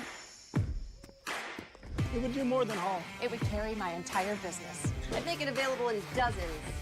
Make not thousands of configurations. It would keep an eye on my fleet. And an eye out for danger. If I built a van, I'd make it available in diesel and gas. And I'd build it right here in South Carolina. Introducing the all-new Sprinter, starting at $33,790. Built in the USA. Mercedes-Benz. Vans. Born to run. Gulf Coast Bank and Trust is a local bank with a straightforward philosophy. It's about doing the right thing for our customers. Participating in our community with annual local fundraisers, offering individual attention in a modern banking atmosphere with a trusted local company. Gulf Coast Bank invested in technology with a local touch, giving our customers the power to bank anywhere, anytime. We're building relationships through personal service as the bank that cares about you. Gulf Coast Bank and Trust, the bank that cares about you. This is a house call. This is a follow-up appointment. This is a diabetes checkup. This isn't just more convenient care, it's more advanced care. This is innovating healthcare at Louisiana's #1 hospital, Ochsner. ServiceMaster Elite create clean, disinfected work environments. As a local business, we take pride in serving the New Orleans and Baton Rouge areas. Our cleaning protocols follow CDC and OSHA standards for healthcare settings, offices, senior living, restaurants, and industrial plants. Contact ServiceMaster Elite to get your operation ready for reopening with germ disinfection cleaning. ServiceMaster Elite, the trusted choice in professional cleaning since 1996. To all of our heroes working on the front lines of this COVID-19 pandemic, your bravery and selflessness represent the very best of us, and we want to say thank you. I'm asking everyone around the state to join me in celebrating the heroism of our healthcare professionals on the 19th of every month at 1900 hours, that's 7 p.m. Write a note of appreciation, make plans to donate to charitable organizations, or say a prayer. To learn more, visit 19thanks.org. Thank you, and God bless.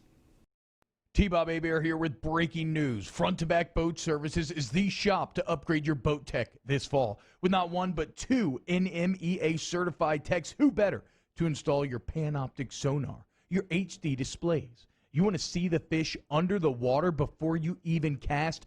They have that. Trolling motor you could control with your iPhone? They have that. So what are you waiting for? Get into Front to Back Boat Services right now. Upgrade your boat tech. Make your boating dreams come true. Front to Back Boat Services. I've been doing business with Luba for 25 years. They're dependable, trustworthy. It's just the attention to detail with our clients. Our folks have years and years of experience. They're highly trained professionals. But many companies have that asset. What I'd like to think makes Luba a bit different is that we use those talents in a way that truly is dedicated to serving the needs. Hey, it's Matt Moscona inviting you to join us for Thursday's AFR, presented by the Aesthetic Medicine and Anti-Aging Clinics of Louisiana. Bucs linebacker Kevin Minter, Ryan Clark, Mike Detillier. We're loaded up. Join us Thursday, 3 to 6, 104.5 ESPN Baton Rouge.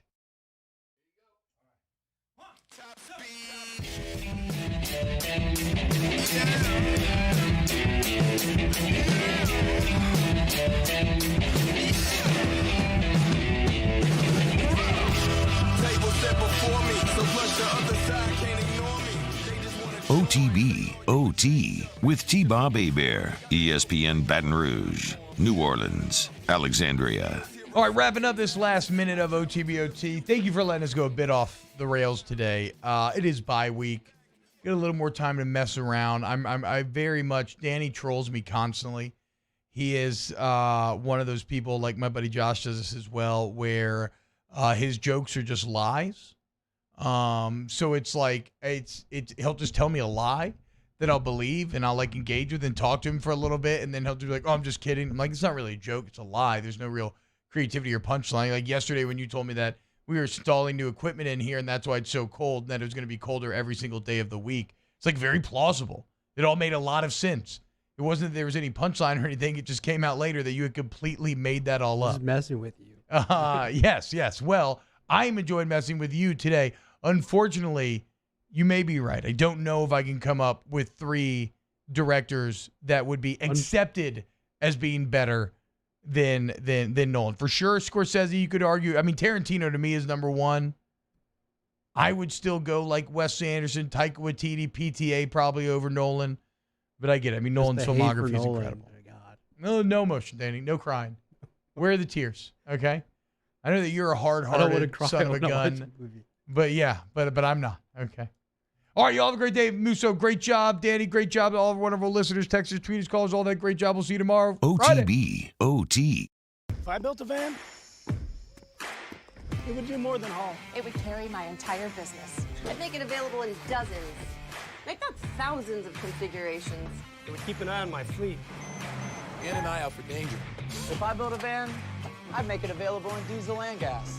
And I'd build it right here in South Carolina. Introducing the all-new Sprinter, starting at $33,790. Built in the USA. Mercedes-Benz. Vans. Born to run. Gulf Coast Bank and Trust is a local bank with a straightforward philosophy. It's about doing the right thing for our customers. Participating in our community with annual local fundraisers, offering